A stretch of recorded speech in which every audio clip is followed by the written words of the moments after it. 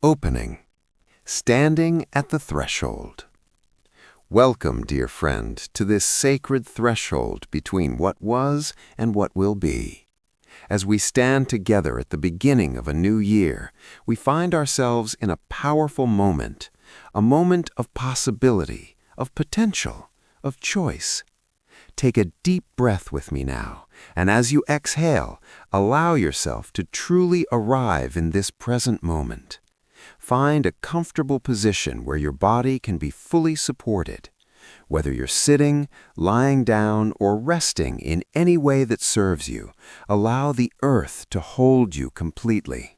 You need not carry yourself anymore. Let go. Release. Arrive. The turning of the calendar year is a human invention, yet it holds profound symbolic power. It represents something ancient and true, the eternal cycle of endings and beginnings, of death and rebirth, of letting go and beginning again. Every moment is such a threshold, but the new year invites us to consciously acknowledge this truth and to step forward with intention. Tonight, we will journey together through teachings that have guided countless beings through times of change, through practices that cultivate the discipline needed for transformation, through wisdom that reveals how to find peace even in the midst of life's greatest challenges, and through stories that illuminate the path forward. But before we begin this journey, let us acknowledge something important. You are already whole. You are already complete. The new year does not need to make you into something you're not. It is simply an opportunity to remove the obstacles that hide your true nature, to let go of what no longer serves, to align more fully with the wisdom and compassion that are your birthright. Take another deep breath. Feel the fullness of this moment. You are here. You are alive. You are aware. This is already a miracle. Everything else builds from this foundation. Let us begin. Part 1. The Sacred Art of Beginning Again. The story of the monk who started every day fresh. There was once a monk who had lived in the same monastery for 40 years. Every morning, without fail, he would wake before dawn, sit in meditation, and then begin his day. His fellow monks noticed something remarkable about him. No matter what had happened the day before, no matter what difficulties he had faced, what mistakes he had made, what conflicts had arisen, each morning he began completely fresh, as if it were his first day. One day, a younger monk who struggled with guilt over past mistakes asked him, "Venerable brother, how do you do it? How do you start each day as if the past has not happened? I carry yesterday into today, last week into this week, last year into this year. The weight of accumulated mistakes and regrets is crushing me. Yet you seem free of this burden. What is your secret?" The old monk smiled gently and led the young monk to the monastery garden, where he picked up a small stone. "Hold this," he said, placing it in the young monk's palm. "This stone represents yesterday. Now, will you carry this stone with you all day today?" "If you ask me to, I will," the young monk replied. "I don't ask you to," the old monk said, "but you carry yesterday just as surely as if you held this stone. The question is, why? Who is forcing you to carry it?" The young monk opened his hand and looked at the stone. "No one is forcing me. I'm choosing to hold it." "Exactly," the old monk said, "and you can choose to put it down. Yesterday is over. It existed, yes. You learned what you could learn from it, yes, but it is finished. Carrying it into today doesn't change what happened yesterday. It only ruins today." "But what about my mistakes?" the young monk asked. "Don't I need to remember them so I don't repeat them?" "There is a difference," the old monk explained, "between remembering and carrying. You can remember yesterday's lessons without carrying yesterday's burden. You can learn from past mistakes without being imprisoned by past guilt. The learning comes with you naturally. It's encoded in your experience. The burden is something you choose to carry. He gestured toward the stone still in the young monk's hand. Drop the stone, not because the past didn't matter, but because the present matters more. Drop it because you cannot live today's life while clutching yesterday's burden. Drop it because each moment offers the profound gift of beginning again, and you cannot receive this gift while your hands are full of the past. The young monk let the stone fall to the ground. It landed with a soft thud and lay there, just a stone, no longer a burden. Now, the old monk said, you understand my secret. It is not that I don't remember the past. It's that each morning I consciously put down yesterday's stone. I acknowledge what was, I learn what I can learn, and then I turn to face today with empty hands and an open heart. This is how I begin fresh. This is how anyone can begin fresh, not by denying the past, but by choosing not to carry it. Every morning when you wake, the old monk continued, you have a choice. Will you pick up yesterday's stone before you get out of bed? Will you rehearse yesterday's failures, replay yesterday's conflicts, relive yesterday's pain? Or will you acknowledge that yesterday is over, that today is new, that this moment offers a fresh beginning? The young monk practiced this teaching. Each morning he would imagine himself holding yesterday's stone, and he would consciously choose to put it down. Some mornings it was easy. Other mornings the stone felt heavy, tempting to hold. But each time he would remind himself, yesterday is finished. Today is new. I choose to begin again. Over time, this practice transformed his entire life. He stopped carrying accumulated guilt and regret. He stopped letting past failures define present possibilities. He discovered that each moment truly offered a fresh start, if only he was willing to put down the past and receive it. Years later, when he became a teacher himself, he would often take students to the garden, hand them a stone, and teach them what his teacher had taught him. Every day, every moment, you can begin again, but you must put down yesterday's stone first, not because the past didn't matter, but because the present matters more. The teaching, the power of fresh starts. This story illuminates one of the most liberating truths about time and change. Every moment offers a fresh start, but we must consciously choose to receive it. The new year is simply a larger version of this daily choice, a collective agreement to acknowledge a threshold and to consciously begin again. The Buddha taught that we are not the same person from moment to moment. Every moment we are different, changed by experience, by time, by the constant flow of causes and conditions. The person who made mistakes last year is not exactly the same person sitting here now. You have learned, grown, changed. Why identify with a past self while rejecting the possibility of a present self who chooses differently? Yet we habitually carry the past forward. We define ourselves by yesterday's failures, last week's struggles, last year's limitations. We say, I am someone who, based on historical patterns, and then we live into that identity, recreating it again and again. We carry the stone without questioning whether we need to. The new year invites us to put down the stone, not to deny what happened, not to pretend we don't carry consequences of past actions, but to consciously choose what do we carry forward, what serves, what doesn't. There is profound wisdom in cycles and fresh starts. Nature demonstrates this constantly. Winter's death gives way to spring's rebirth. Trees drop their leaves and grow new ones. The earth rotates, and each sunrise is genuinely new. Nothing in nature carries yesterday's burden in the way humans do. Animals don't replay past failures. Trees don't rehearse old hurts. They simply respond to the present moment, to current conditions, to what is now. We can learn from this. We can practice beginning again, not just once a year, but daily, hourly, moment by moment. This is not about denying responsibility or avoiding consequences.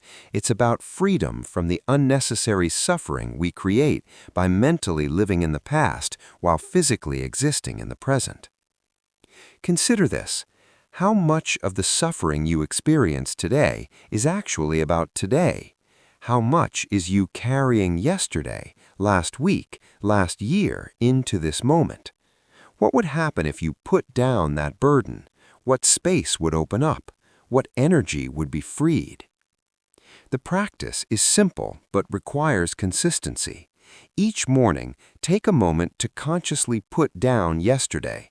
Acknowledge what was, learn what you can, and then turn to face today with fresh eyes. Say to yourself, yesterday is finished. Today is new. I begin again. This doesn't mean you won't remember the past or that consequences disappear. It means you choose not to carry unnecessary psychological burden. You remain response-able, able to respond to the present, rather than being trapped in reactive patterns based on accumulated past. As we stand at this New Year's threshold, the invitation is clear. Put down last year's stone. Acknowledge what was, the joys, the sorrows, the successes, the failures, the growth, the struggles.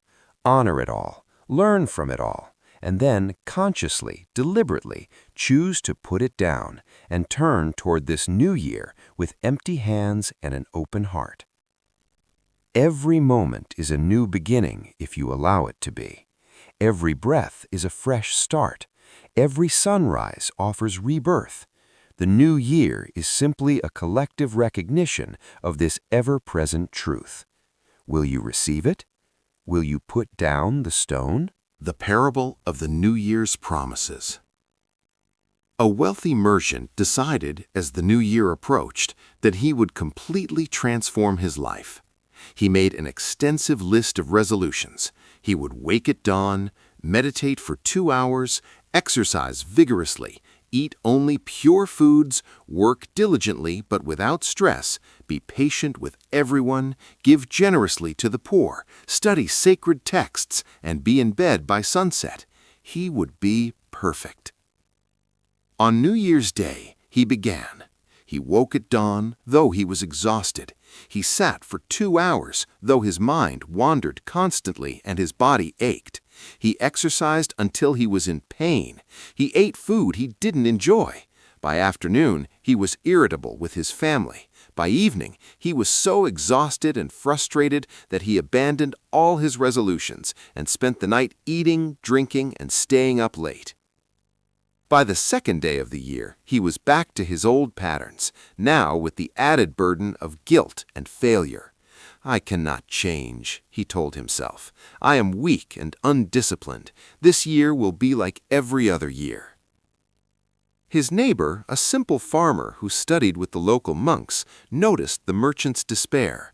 "Friend," he said, "what troubles you at this new year?" The merchant explained his failed resolutions, his grand plans, his complete failure. "I wanted to transform my entire life," he said, "but I couldn't maintain it even for 1 day."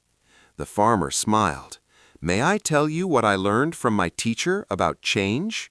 The merchant nodded, eager for any wisdom that might help. "My teacher said that transformation is not an event, but a direction. It is not about becoming perfect tomorrow, but about facing a better direction today. It is not about heroic leaps, but about consistent small steps. The Buddha called this the middle way, not too tight, not too loose, not too extreme, not too lax, but balanced, sustainable, gradual." "What do you mean?" the merchant asked. "You tried to change everything at once," the farmer explained. "This is like trying to turn a large ship sharply. You'll capsize. Real change is gradual, like slowly turning the rudder.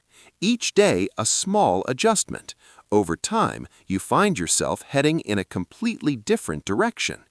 "So I should make no resolutions?" the merchant asked. "Make resolutions," the farmer said, "but make them sustainable. Not, I will meditate 2 hours, but I will sit for 5 minutes. Not, I will exercise vigorously, but I will move my body gently. Not, I will be perfect, but I will be a little better than yesterday. Small, consistent, sustainable. This is the path of real transformation." "But 5 minutes of meditation won't transform my life," the merchant protested. "Won't it?" the farmer asked. 5 minutes daily is 35 minutes weekly, over 2 hours monthly, 26 hours yearly. And more importantly, 5 minutes you can sustain builds the habit, creates the foundation. Once 5 minutes is easy, natural, habitual, you can extend to 10, then 15, then 20. Before you know it, you are meditating an hour daily, but you arrived there gradually, sustainably, without the violence of forcing. "My teacher taught me this," the farmer continued. "The Buddha said, drop by drop is the water pot filled. Not all at once, drop by drop, moment by moment, day by day. This is how real transformation happens, not through heroic overnight change, but through gentle, consistent, sustainable practice." The merchant sat with this teaching. He realized he had been approaching change with the same forceful, aggressive energy he brought to business. He wanted immediate results, dramatic transformation, complete success. But life doesn't work that way. A tree doesn't grow overnight. A river doesn't carve a canyon in a day. Real, lasting change takes time, consistency, and patience. He started over, but differently. He chose one small practice, 5 minutes of quiet sitting each morning. Just 5 minutes. Nothing heroic, nothing dramatic, just 5 minutes of stillness before starting his day. At first, even 5 minutes felt challenging. His mind raced. He wanted to quit, but it was only 5 minutes, so he persisted. After a week, it became easier. After a month, it felt natural. After 3 months, he found himself sitting longer without effort, not because he forced it, but because it felt right. Once the morning sitting was established, he added one more small practice, taking 3 conscious breaths before responding when he felt irritated. Just 3 breaths, nothing dramatic, but those 3 breaths created a small space between stimulus and response, and in that space he could choose patience instead of reacting from irritation. Gradually, over the course of the year, he added more small practices. He didn't become perfect, he still struggled, but he was different, measurably, significantly different, not through dramatic overnight transformation, but through consistent small steps in a better direction. By the end of the year, when friends marveled at his transformation, he would smile and say, "I didn't change all at once. I just changed a little each day. Drop by drop, the water pot filled. This is the way of sustainable transformation." The teaching, sustainable change and the middle way. This parable addresses one of the most common ways we sabotage ourselves at the new year. We try to change everything at once. We set extreme goals. We demand perfection. And then we collapse under the weight of our own expectations. The Buddha's teaching of the middle way is profoundly relevant here. He taught this after experiencing both extremes himself. He had lived in luxury as a prince, then practiced such severe asceticism that he nearly died. Neither extreme led to awakening. It was only when he found the middle way, not too tight, not too loose, balanced and sustainable, that he was able to practice effectively and eventually awaken. This applies directly to New Year intentions and life change. The middle way in practice means not too tight, not demanding perfection, not being harshly self-critical, not setting goals so extreme they're unsustainable, not too loose, not giving up, not being complacent, not making excuses, not avoiding necessary effort. Balanced, finding the level of effort and commitment that you can actually sustain, that challenges you without crushing you, that stretches you without breaking you. The merchant's initial approach was too tight, too extreme, too forceful, too demanding. When it collapsed, he was tempted to go too loose, to give up entirely, to accept that he couldn't change. The farmer showed him the middle way, small, sustainable practices that could be maintained consistently. This is crucial wisdom for the new year. Transformation is a direction, not an event. You don't need to become perfect on January 1st. You need to face a better direction and take one small step, then another, then another. Drop by drop, the water pot fills. The research on habit formation confirms this ancient wisdom. Small, consistent actions are far more effective for lasting change than dramatic, unsustainable efforts. 5 minutes of meditation daily, maintained for a year, will transform your life more than a week-long silent retreat that you never repeat. 10 minutes of daily exercise sustained over time will do more for your health than a month of intense training followed by burnout. The key is sustainability. Can you maintain this practice, not just today, not just this week, but for months, for a year, forever? If not, it's too extreme. Start smaller. Start with what you can actually sustain, even if it seems insignificant. 5 minutes of meditation. 3 conscious breaths before responding, 1 page of reading, 10 minutes of exercise. Whatever it is, make it sustainable. Do this practice daily. When you forget, begin again. When you resist, do it anyway. When you want to quit, remember, drop by drop, the water pot fills. You're not trying to fill it all at once. You're adding drops. Each day, another drop. This is enough.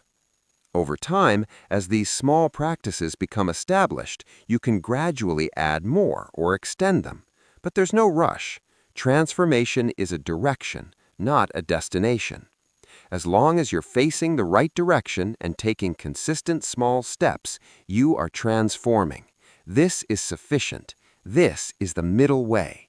This is how real, lasting change happens. Guided reflection. Putting down last year's stone. Let's take a moment now for a guided practice. Get comfortable. Close your eyes if you're comfortable doing so, or soften your gaze. Take a deep breath in and slowly release it.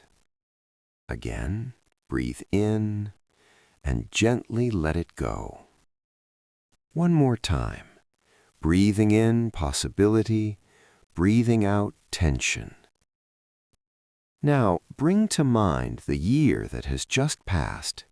Don't try to remember everything. Just let impressions arise naturally.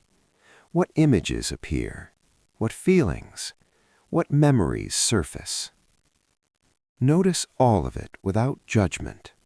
The joys and the sorrows, the successes and the failures, the growth and the struggles. All of it was your life. All of it was real. All of it mattered. Now imagine that the entire past year is a stone that you're holding in your hands. Feel its weight. Notice how it feels to carry it. Is it heavy? What is the texture of this stone? Rough or smooth? Cold or warm? This stone represents everything from last year, every experience, every lesson, every mistake, every triumph. You've been carrying it. Notice how it feels to hold it. Now ask yourself, what from this past year do I need to carry forward? What lessons? What growth? What wisdom? Notice that these things, The learnings, the growth, the wisdom, they're already encoded in you. They're not in the stone. They're in your being. You don't need to carry the stone to keep the lessons. What in this stone is unnecessary burden? What regrets, what guilt, what resentments, what disappointments, what failures are you carrying that serve no purpose except to weigh you down? What can you release? Now imagine placing this stone gently on the ground before you. You're not throwing it away with force or denial. You're consciously, deliberately, gently setting it down. You acknowledge what it represents. You honor what it taught you, and you release it. As you place the stone down, say internally or out loud, I acknowledge what was. I learn what I can. I release what doesn't serve. I begin again. Feel your hands becoming empty. Feel the weight releasing. Feel the space this creates. Now turn your attention toward the year ahead. Imagine facing a new direction, no longer weighed down by last year's burdens. What does this new direction feel like? What becomes possible when your hands are empty and your heart is open? You don't need to plan everything or know exactly what will happen. Just notice the feeling of beginning again, of fresh possibility, of new potential. Take a deep breath, feeling this sense of fresh start. And when you're ready, gently open your eyes if they were closed, bringing this feeling of beginning again with you into this moment. You have put down the stone. You have begun again. This is the gift of every new year, every new day, every new moment. The question is only whether you choose to receive it. Part 2. The Discipline of Daily Practice.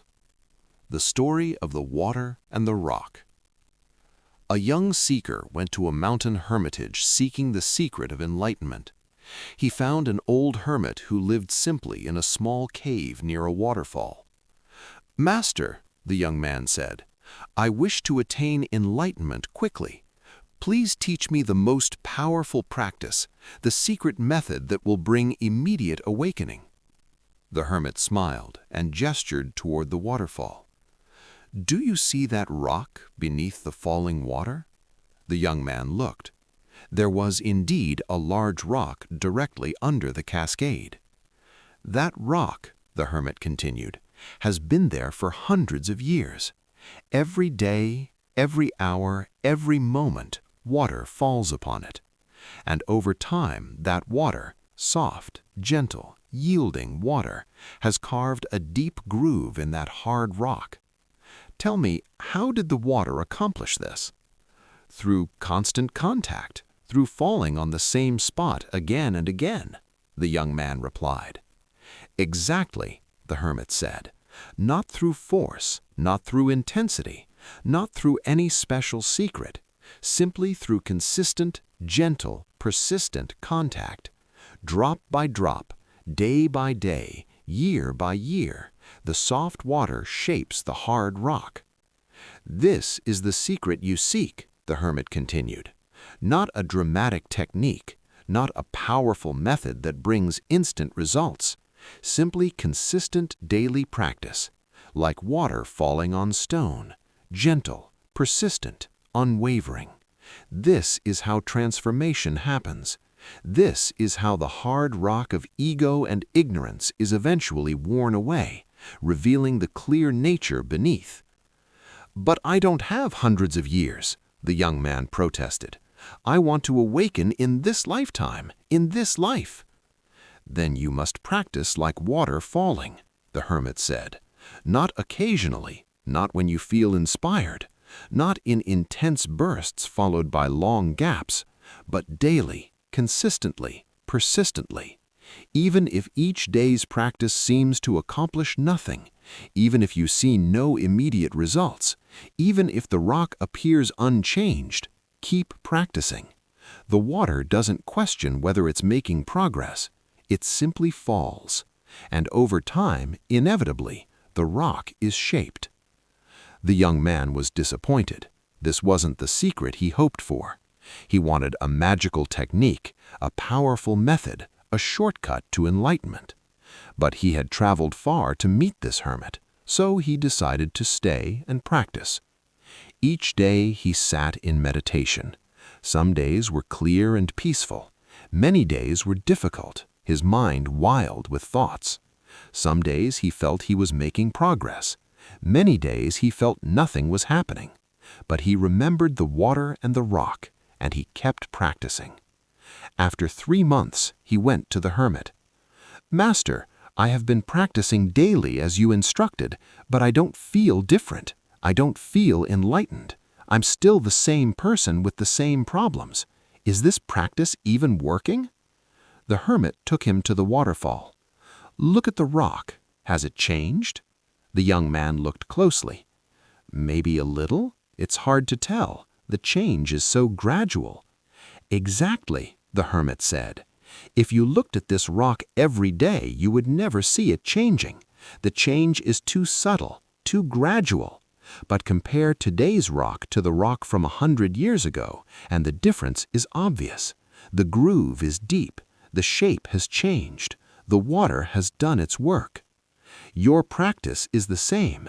You won't notice daily changes. You're too close to see them. But if you could compare yourself now to yourself 6 months from now, a year from now, 5 years from now, the transformation will be obvious. The practice is working. The water is falling. The rock is being shaped. Trust the process." The young man continued practicing. Days became weeks. Weeks became months. Months became years. Some days were easy. Some days were hard. Some days he felt inspired. Some days he had to force himself to sit. But he practiced, daily, consistently, like water falling on stone, gentle, persistent, unwavering. The teaching, the power of consistent practice. This story reveals the fundamental secret of all spiritual transformation and indeed of all real change in life.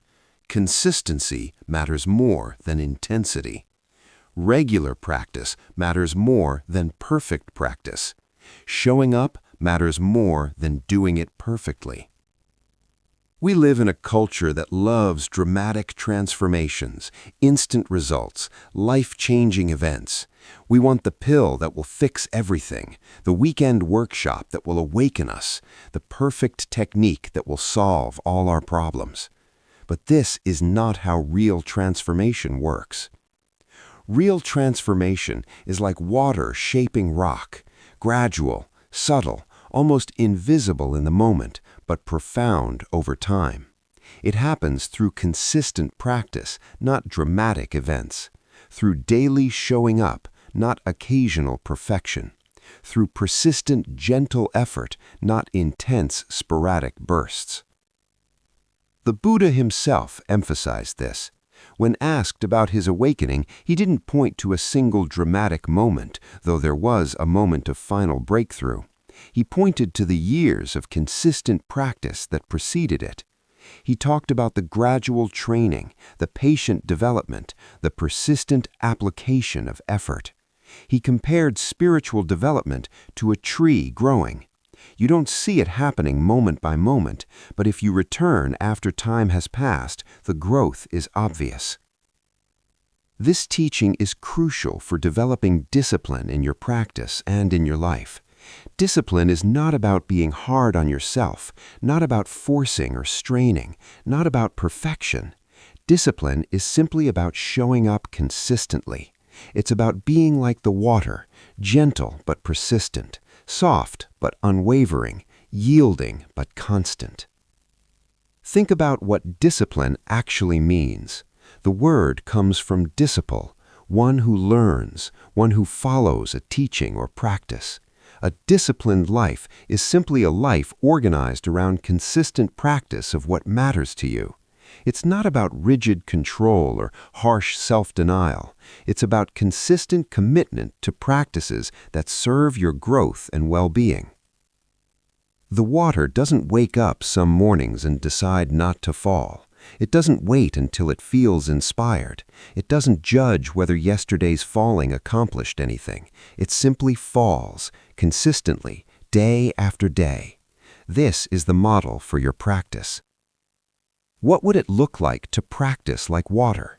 It would mean showing up daily, regardless of how you feel. Some days you'll feel inspired to practice. Many days you won't.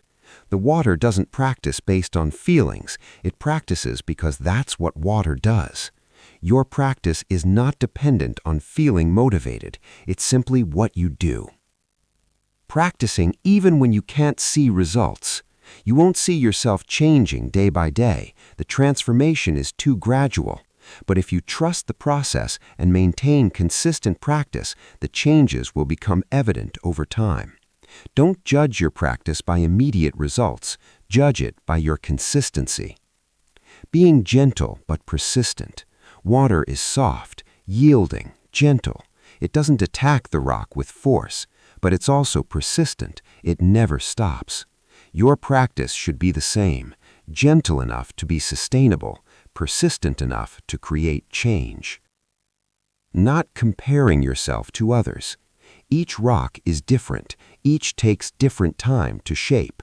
Your path is your path. Your practice is your practice. The only relevant comparison is between who you were and who you're becoming. Are you more peaceful than you were? More aware? More compassionate? More present? That's all that matters. Trusting the process even when you doubt. There will be times when you question whether your practice is working, whether you're making progress, whether you should try something else. This is normal. The water doesn't question. It simply continues.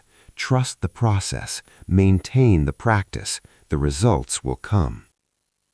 The young seeker wanted a shortcut, a secret technique, a fast path to enlightenment. But the hermit taught him the only real secret, consistent daily practice. This applies to everything: meditation, mindfulness, ethical conduct, study, exercise, relationships, work. Whatever you practice daily becomes your life. What you do consistently shapes who you become. This is why the Buddha emphasized regularity over intensity. Better to practice 20 minutes daily than to practice 10 hours once a month. Better to be kind regularly than to perform dramatic acts of compassion occasionally.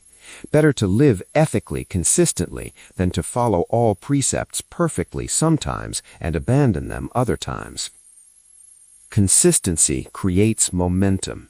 When you practice daily, the practice becomes easier, more natural, more integrated into your life. When you practice sporadically, you're always starting over, always building from scratch. The water shapes the rock not through occasional powerful flows, but through constant, gentle falling.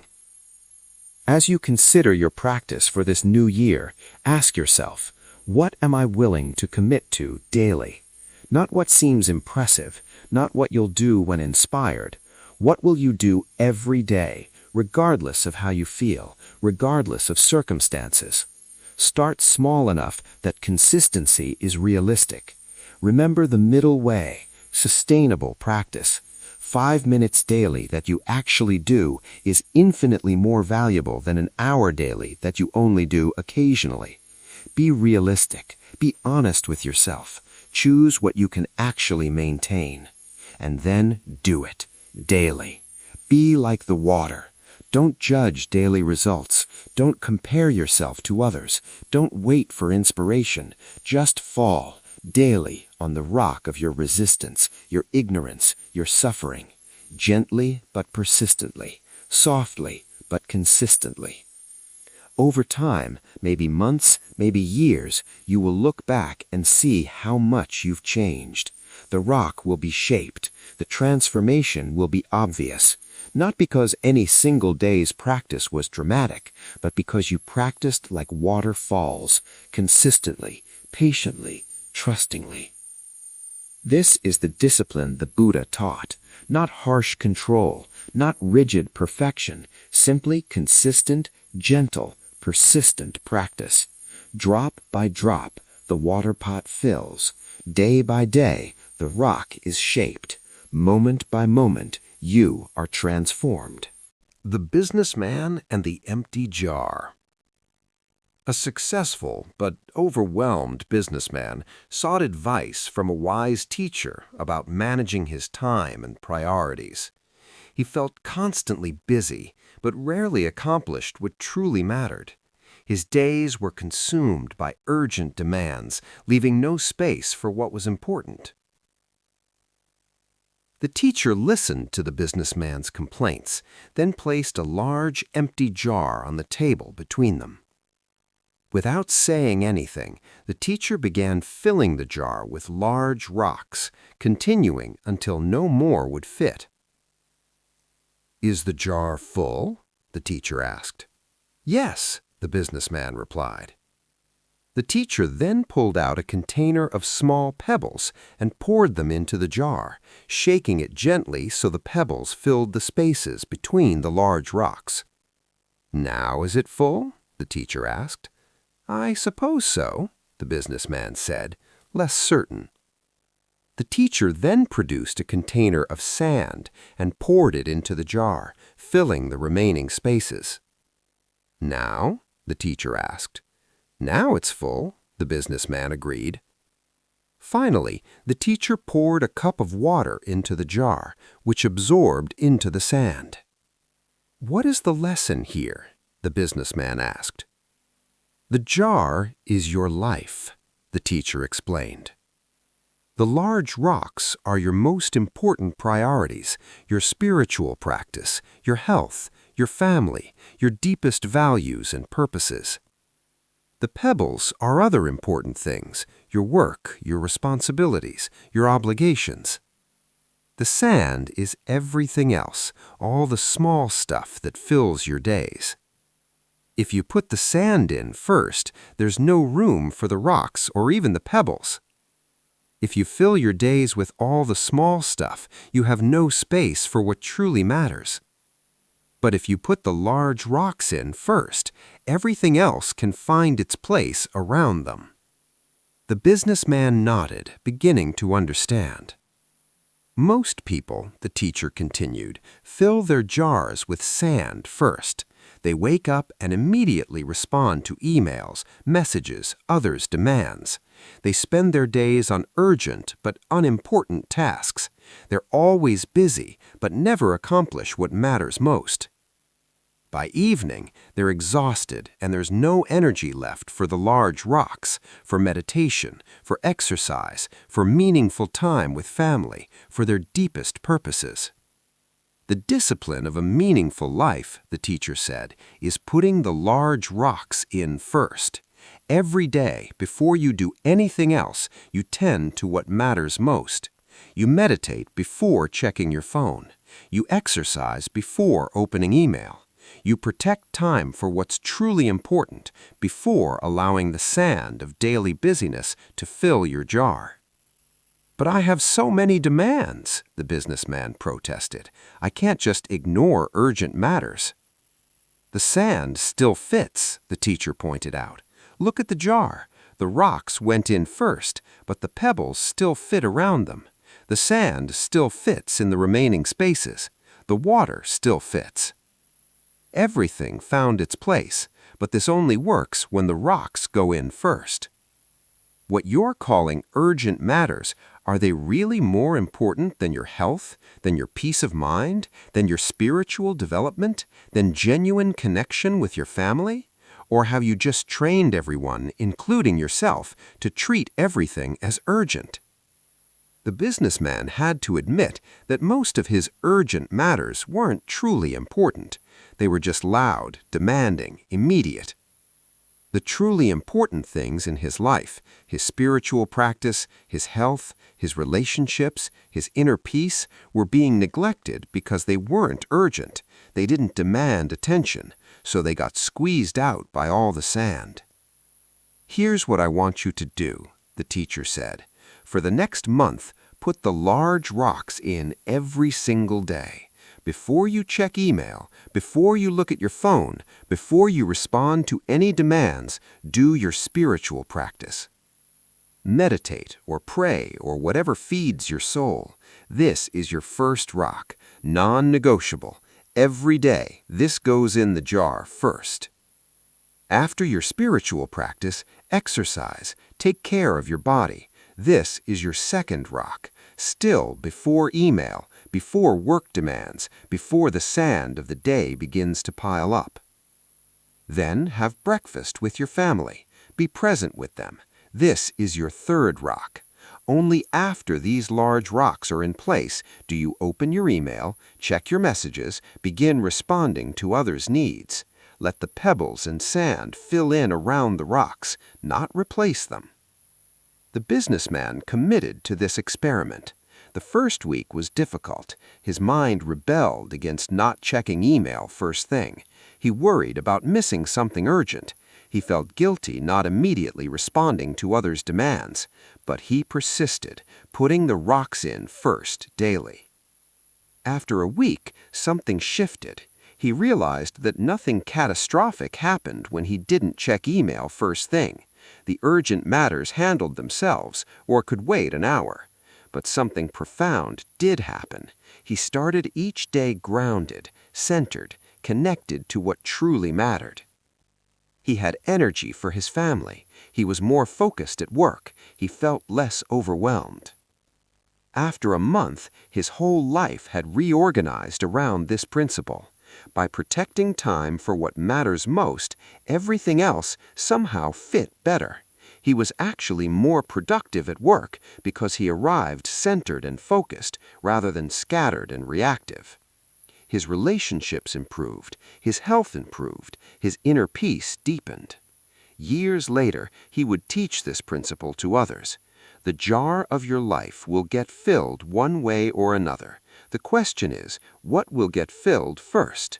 If you let the sand go in first, all the urgent but unimportant demands, all the distractions, all the noise, you'll never have room for the rocks. But if you put the rocks in first, everything else finds its place. This is the discipline of a meaningful life. Protecting what matters most by giving it priority, not by squeezing it in at the end if there's time left over. The teaching, priorities, and practice. This teaching addresses the practical discipline of organizing your life around what truly matters. It's one thing to know what your priorities are. It's another thing entirely to actually live by them daily. Most people live backwards. They attend to the urgent but unimportant first, hoping to get to what really matters later. But later never comes. By the time they've dealt with all the demands of the day, they're exhausted.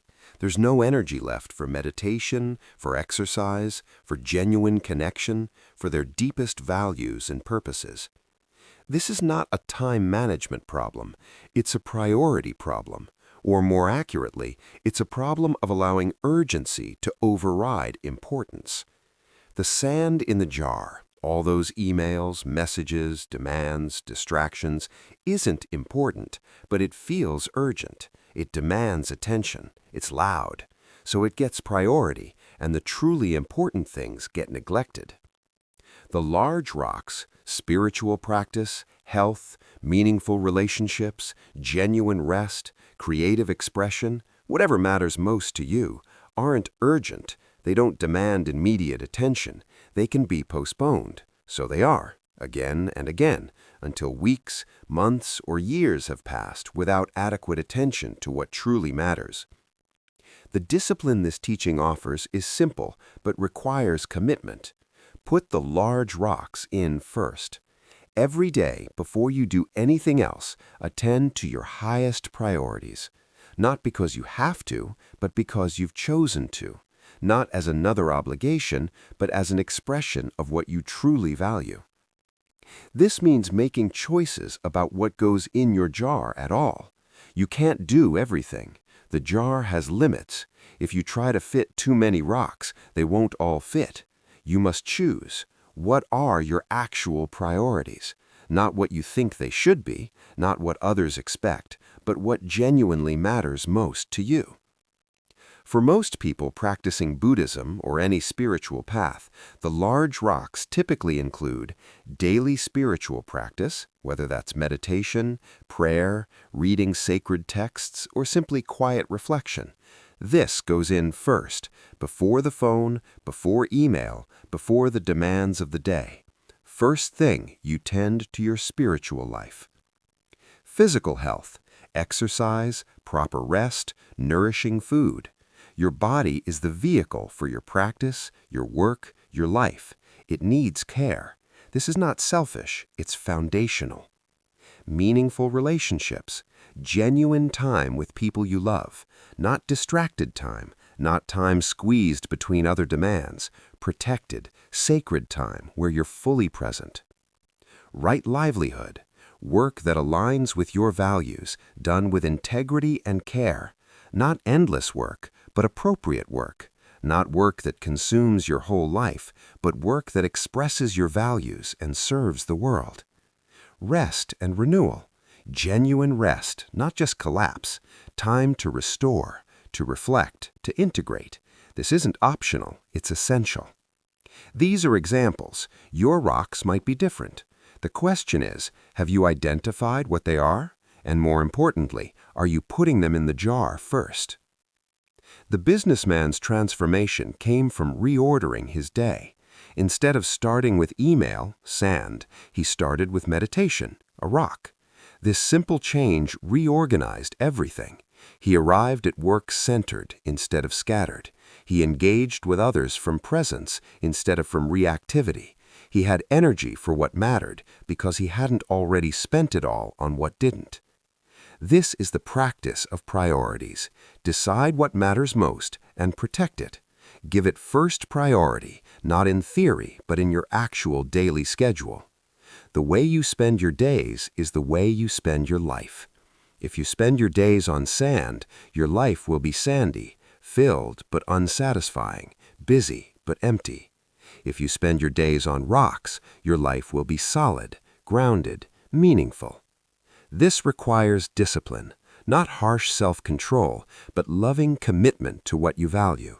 It means saying no to many things, even good things, even important things, to say yes to the most important things. It means accepting that you can't do everything, but you can do what matters most. It also means recognizing when urgency is manufactured. Much of what feels urgent isn't. It's just loud. It's just demanding. It's just habitual reactivity. True emergencies are rare. Most things that feel urgent can wait an hour, a day, or forever. When you check your email first thing in the morning, you're putting yourself into reactive mode. You're letting others' priorities determine your day. You're filling your jar with sand before the rocks go in. But when you meditate first, exercise first, have breakfast with your family first, you're determining your day. You're putting rocks in. You're living by your priorities, not others' demands. Try this experiment. For 1 month, put your large rocks in first every day. Before checking email, before looking at social media, before responding to any demands, do your spiritual practice. Then exercise or care for your body. Then connect with people you love. Only after these rocks are in place do you attend to the sand of daily demands. Notice what happens. You'll probably feel resistance at first. The habit of checking email first is strong. You might feel guilty or anxious, but persist. After a week or two, notice, has anything catastrophic happened because you didn't check email immediately? Probably not. But has something positive happened because you put the rocks in first? Almost certainly. This is the practice of priorities, not being rigid or perfect, but consistently protecting what matters most. The jar will get filled one way or another. Make sure the large rocks go in first. Guided practice. Identifying and protecting your rocks. Let's do a brief practice together to identify your large rocks and commit to protecting them. Settle into a comfortable position. Take a few deep breaths, arriving fully in this moment. Now ask yourself, what truly matters most in my life? Not what should matter, not what others think should matter, but what actually matters most to you. Is it your spiritual development, your health, specific relationships, creative expression, service to others? What are the large rocks in your jar? Don't overthink this. Let answers arise naturally. Notice what comes up when you ask what truly matters most. Now, for each large rock you've identified, ask, how much time and energy does this actually receive in my daily life? Am I putting this rock in first, or is it getting squeezed out by sand? Be honest, no judgment, just notice. Are your days organized around your priorities, or are your priorities squeezed into whatever time remains after everything else? Now make a commitment. Choose one large rock, just one to start, that you will put in first every day for the next month. What will it be? Your meditation practice? Exercise? Time with someone you love? Creative work? Choose one. And specifically, when will you do this? What time of day? Before what else? Be specific. I will meditate for 10 minutes each morning before checking my phone. I will walk for 20 minutes after breakfast. Whatever it is, make it specific and commit to putting it in first. Imagine yourself tomorrow morning putting this rock in first. See yourself doing it. Feel what it's like to start your day by honoring what matters most before attending to others' demands. Notice how this feels. Now, silently or aloud, state your commitment. For the next month, I commit to specific practice, specific time, before specific other activity. Make this commitment to yourself. Take a deep breath, sealing this commitment. And when you're ready, open your eyes if they were closed. You've identified a large rock and committed to putting it in first. This is the beginning of reorganizing your life around what truly matters. This is the discipline that creates a meaningful life. Part 3. Finding Peace in Turbulent Times. The Story of the Zen Master in the Storm. A Zen master lived in a small temple on a hillside. One night, a terrible storm struck, violent winds, torrential rain, thunder and lightning. The master's students huddled together in fear, certain the temple would be destroyed. But the master sat calmly in meditation throughout the storm. When the winds howled most fiercely, when the thunder crashed loudest, when the students were most terrified, the master remained still, peaceful, unmoved. By morning, the storm had passed. The temple had survived, though trees had fallen and damage was evident everywhere. The students emerged, shaken but alive, and found their master preparing tea as if nothing unusual had happened. "Master," one student asked, "how could you remain so calm during such a terrible storm? Weren't you afraid?" The master smiled and pointed to a lake visible from the temple. "Tell me, what do you see on the surface of that lake?" The student looked. "The water is choppy from last night's winds. There are waves and turbulence on the surface." "And what about the depths of the lake?" the master asked. The student thought about this.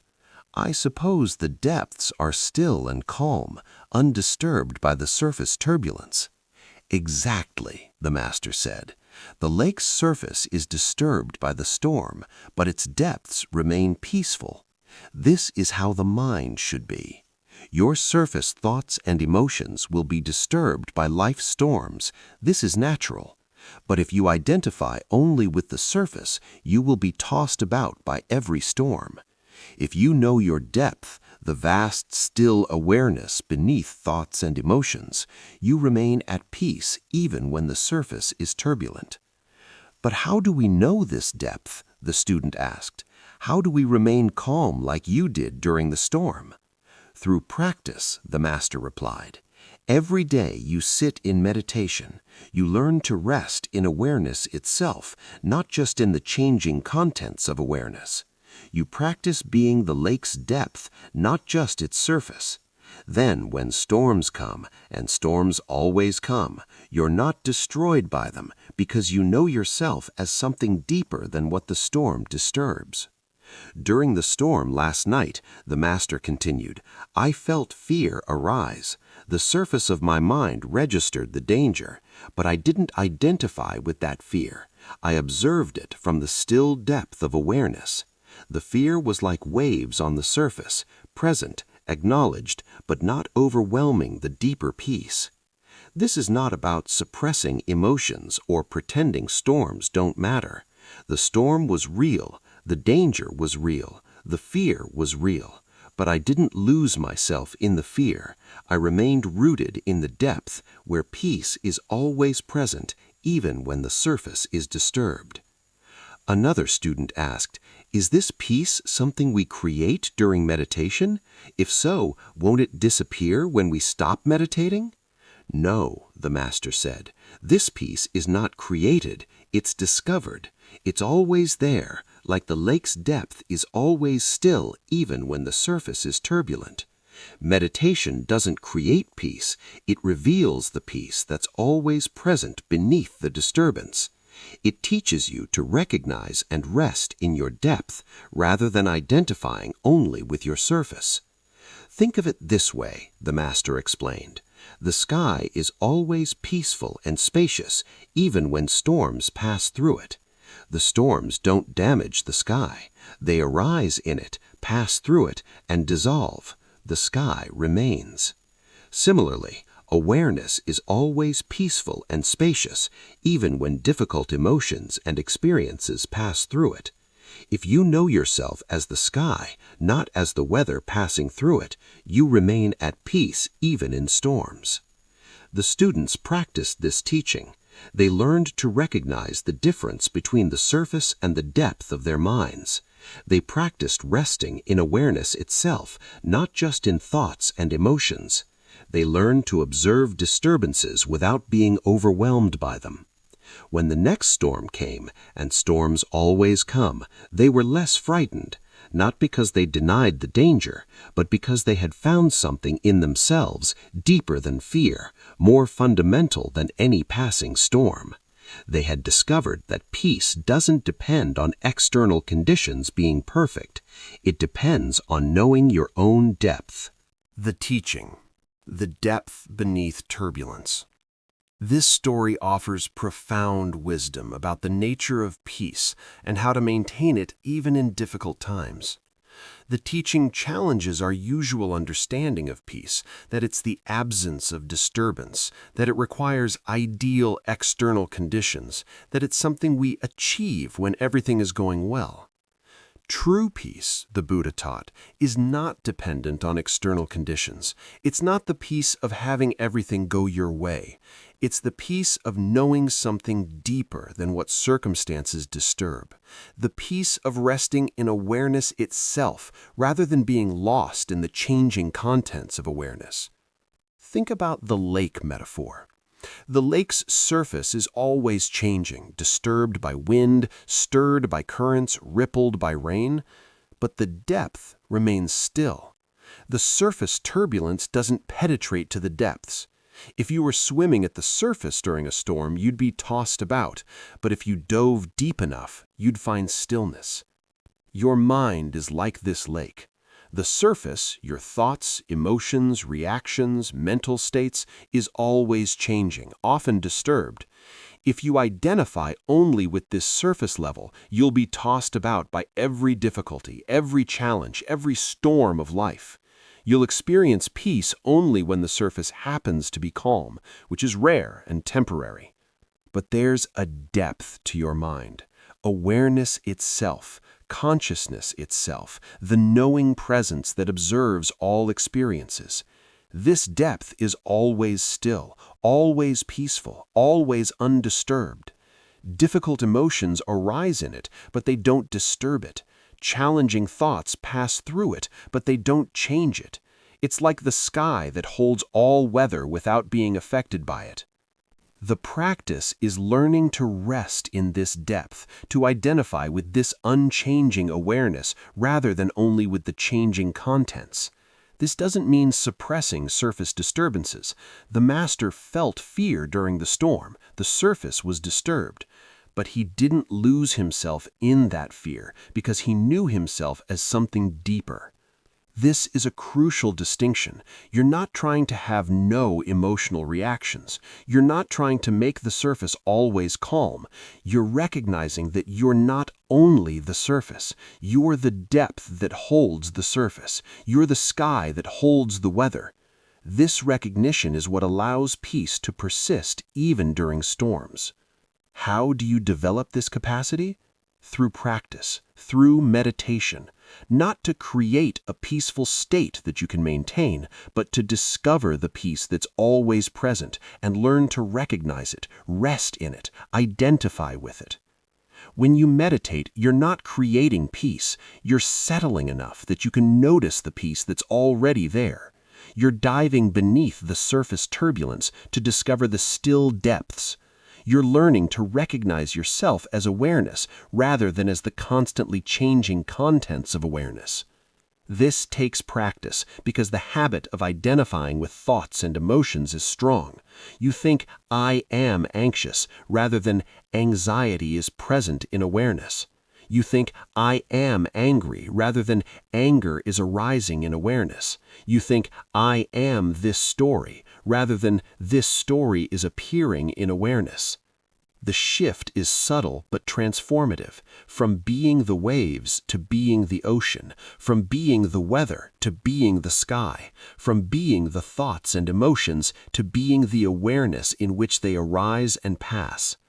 This is how you find peace in turbulent times, not by making everything calm, you can't, not by avoiding all difficulties, impossible, but by discovering something in yourself deeper than what the storm disturbs.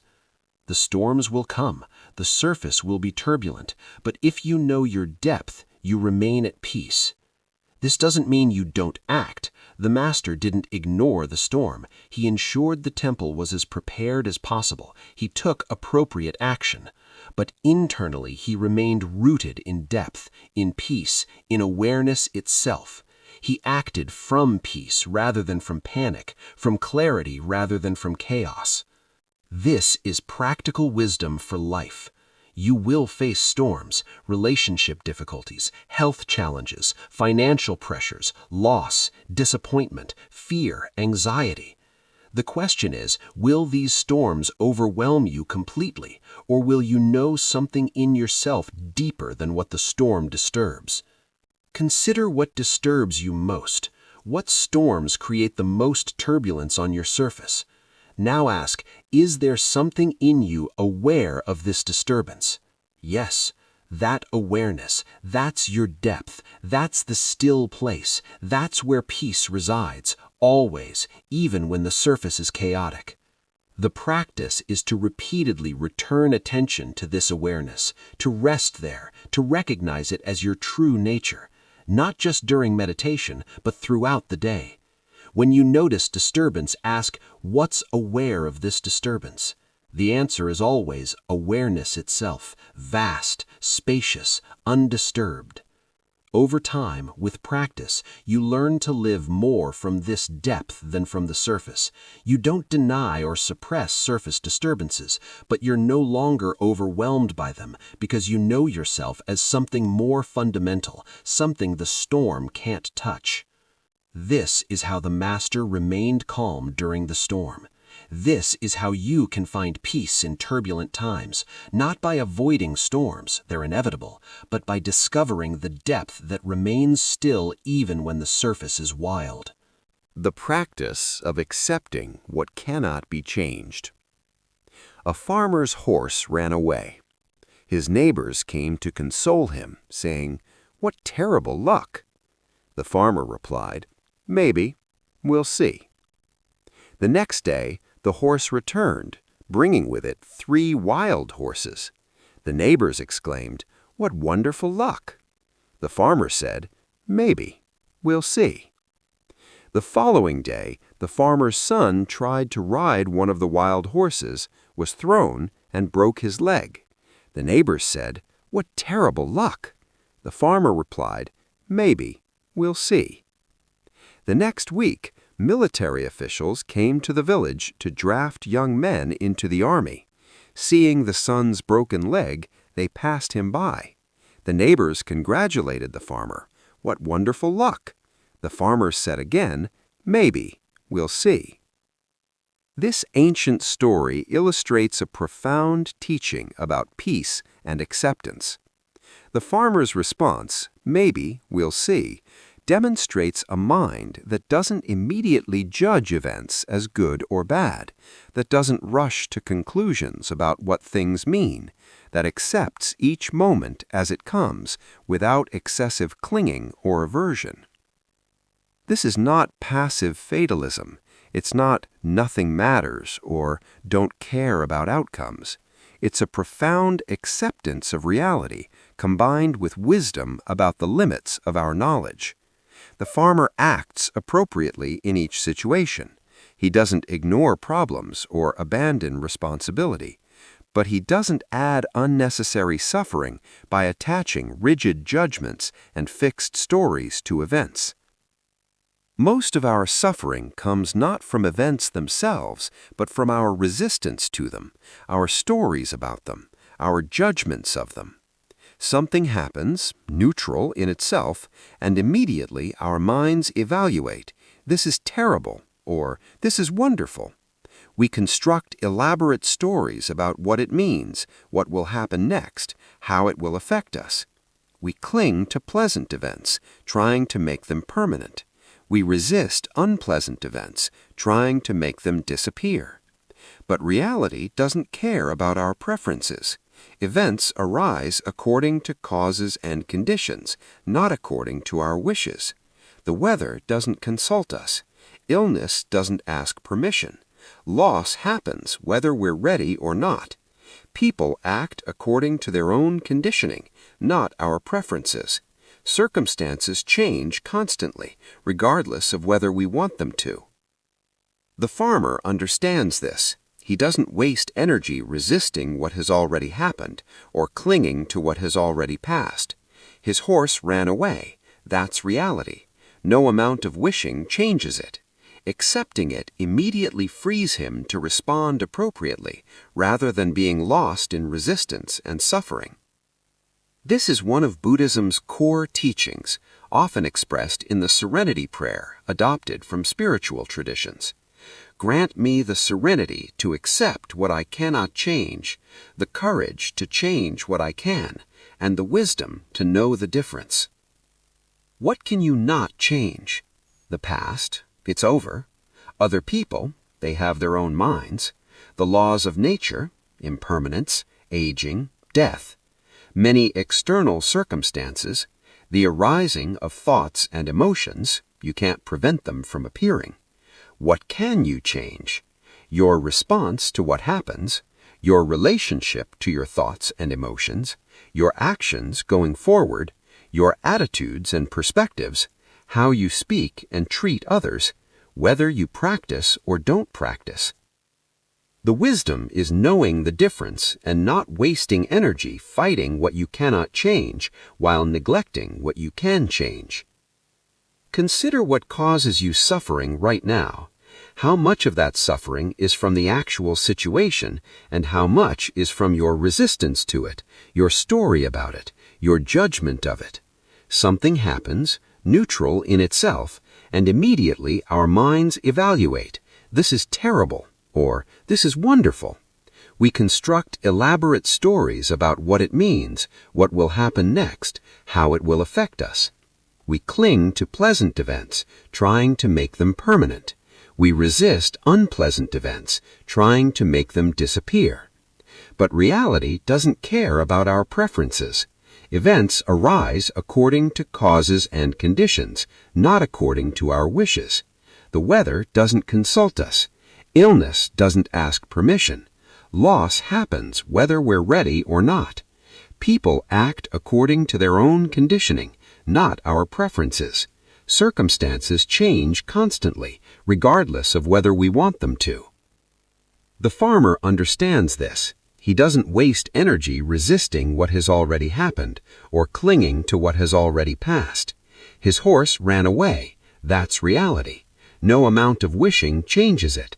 Accepting it immediately frees him to respond appropriately rather than being lost in resistance and suffering. This is one of Buddhism's core teachings, often expressed in the serenity prayer adopted from spiritual traditions. Grant me the serenity to accept what I cannot change, the courage to change what I can, and the wisdom to know the difference.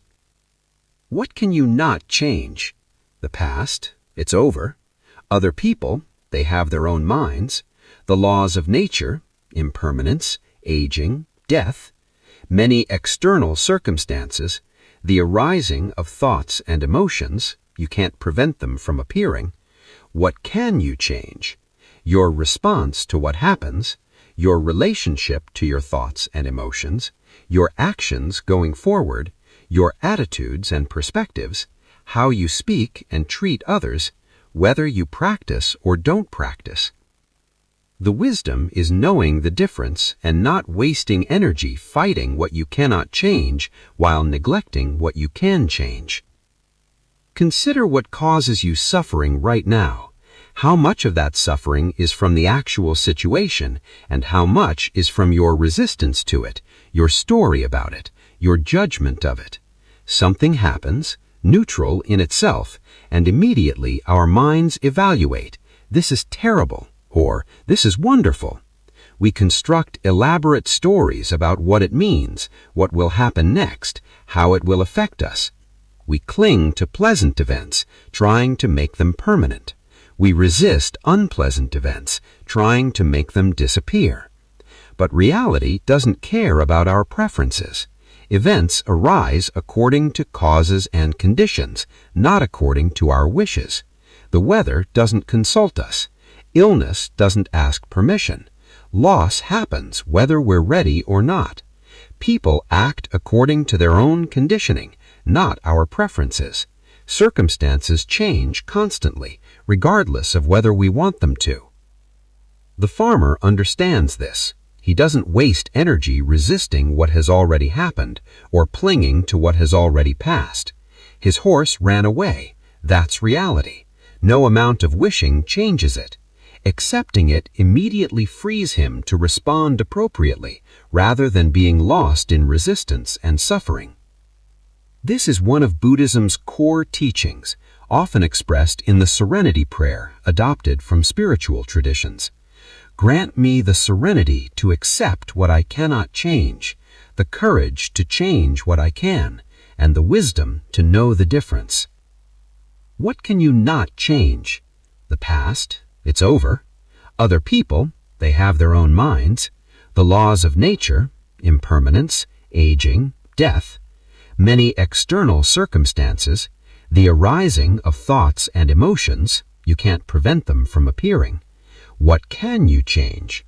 Your response to what happens, your relationship to your thoughts and emotions, your actions going forward, your attitudes and perspectives, how you speak and treat others, whether you practice or don't practice. The wisdom is knowing the difference and not wasting energy fighting what you cannot change while neglecting what you can change. Consider what causes you suffering right now. How much of that suffering is from the actual situation and how much is from your resistance to it, your story about it, your judgment of it. Something happens, neutral in itself, and immediately our minds evaluate, this is terrible, or this is wonderful. We construct elaborate stories about what it means, what will happen next, how it will affect us. We cling to pleasant events, trying to make them permanent. We resist unpleasant events, trying to make them disappear. But reality doesn't care about our preferences.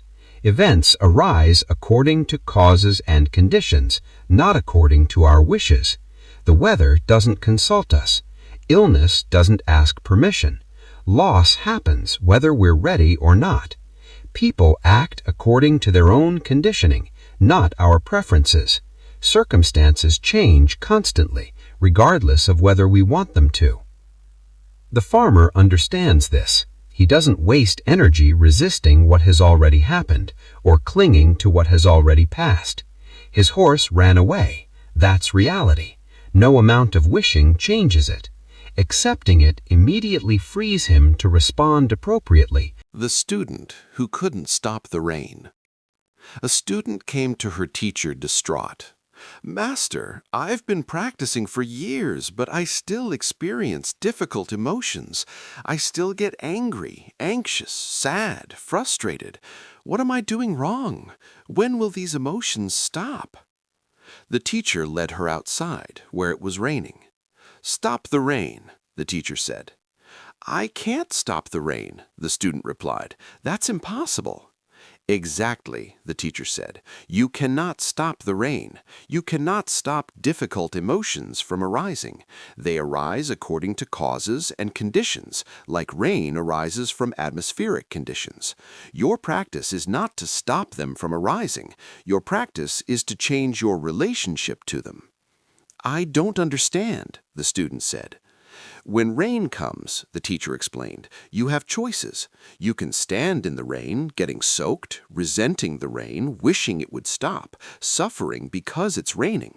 Or you can acknowledge it's raining, open an umbrella or go inside, and relate to the rain without resistance. The rain is the same either way. Your suffering depends on your relationship to it." "Emotions are like rain," the teacher continued. "Anger arises. You didn't choose it. It arose from conditions. You can't stop it from arising, but you can change your relationship to it. You can be lost in anger, identified with it, acting from it, suffering because of it. Or you can notice anger is present, observe it with some space, neither suppressing it nor being controlled by it, and wait for it to pass, as all weather passes. The goal of practice is not to never feel difficult emotions. That's impossible. You're human. You have a nervous system. You live in a world that includes difficulty. The goal is to not be owned by emotions, to not be lost in them, to not mistake temporary emotional weather for permanent reality." The student absorbed this teaching. She had been approaching practice with the wrong expectation that eventually she would never feel difficult emotions again. This had set her up for disappointment and self-judgment. Each time anger or anxiety arose, she felt like a failure. But the teacher was offering a different understanding. Emotions arise naturally, like weather. The practice is not to control the weather, but to find shelter, to not be overwhelmed by it, to remember that weather passes and the sky remains. She began practicing differently. When anxiety arose, instead of thinking, "I shouldn't feel anxious, I've been practicing for years, what's wrong with me?" she would think, "Anxiety is present. It arose from conditions. I don't have to be lost in it. I can observe it with some space." This simple shift dramatically reduced her suffering. The anxiety itself didn't disappear immediately or completely, but her relationship to it transformed. She was less afraid of it, less judgmental about it, less controlled by it. It was weather passing through the sky of awareness, not a fundamental problem with herself. Over time, she noticed that when she stopped resisting emotions, when she stopped judging herself for having them, they actually passed more quickly. It was the resistance and judgment that prolonged them, that gave them power. Acceptance and space allowed them to arise, be present, and pass naturally, like clouds moving through the sky. She eventually became a teacher herself, and she would often teach this lesson about emotions and weather. "You cannot stop the rain," she would say. "Don't try. Don't judge yourself for not being able to. Instead, learn to carry an umbrella. Learn to find shelter. Learn to dance in the rain. Learn to remember that rain passes and the sun always returns. This is the practice, not controlling inner weather, but relating to it with wisdom and compassion." The teaching, emotions as weather. This teaching addresses a common misconception about spiritual practice, that it should eliminate difficult emotions. Many people judge their practice or themselves as failures when they still experience anger, anxiety, sadness, or frustration. But the Buddha never promised that awakening means never feeling difficult emotions. He promised freedom from suffering, which is different. The key distinction is between emotions and suffering about emotions. An emotion arises, let's say anxiety. That's the first arrow. It's unpleasant but natural, arising from causes and conditions. Then you have thoughts about the anxiety. I shouldn't feel anxious. I've been practicing meditation. What's wrong with me? I'm a failure. This anxiety means something bad is happening. I can't handle this. These thoughts are the second arrow, and this second arrow often causes more suffering than the first. The practice is not to never feel the first arrow. That's impossible and actually undesirable. Emotions are important signals, part of being human. The practice is to not shoot yourself with the second arrow. To feel anxiety without the added suffering of resistance, judgment, story, and identification. Think about emotions as weather. Rain isn't bad, it's just rain. But if you stand in rain, resenting it, wishing it would stop, telling yourself stories about how terrible it is, you suffer. If you acknowledge it's raining and respond appropriately, grab an umbrella, go inside, or accept getting wet, the rain is just rain, not a source of suffering. Similarly, anxiety isn't bad, it's just anxiety, an unpleasant but natural emotional state. But if you resist it, judge yourself for feeling it, tell yourself stories about what it means, you suffer. If you acknowledge anxiety is present and relate to it with space and acceptance, it's just an uncomfortable feeling that will pass, not a crisis. This teaching has several profound implications. You don't have to fight emotions. Fighting them is exhausting and usually intensifies them. You can make space for them instead. They arise, you notice them, you don't identify with them, they pass. Fighting is unnecessary. Emotions are not problems to solve. They're experiences to be with. When you're sad, the question isn't how do I fix this sadness, but can I be present with this sadness without resistance? Paradoxically, accepting emotions allows them to move through more easily than fighting them. Your emotional weather doesn't define you. If it's raining outside, you don't say, I am rain. You say, it's raining. Similarly, when anger is present, you don't have to say, I am angry. You can say, anger is present. This creates space. You're the awareness that knows anger is present, not the anger itself. All weather passes. No emotional state is permanent. This is crucial to remember in difficult emotions. They will pass. They always do. Nothing you're feeling right now will be exactly the same in an hour, in a day, in a week. Weather moves. Emotions move. This too shall pass. You can learn to weather storms. Just as you can learn to prepare for physical storms, you can learn to work skillfully with emotional storms. This doesn't mean preventing them, but developing resources, practices, perspectives, tools that help you weather them without being destroyed.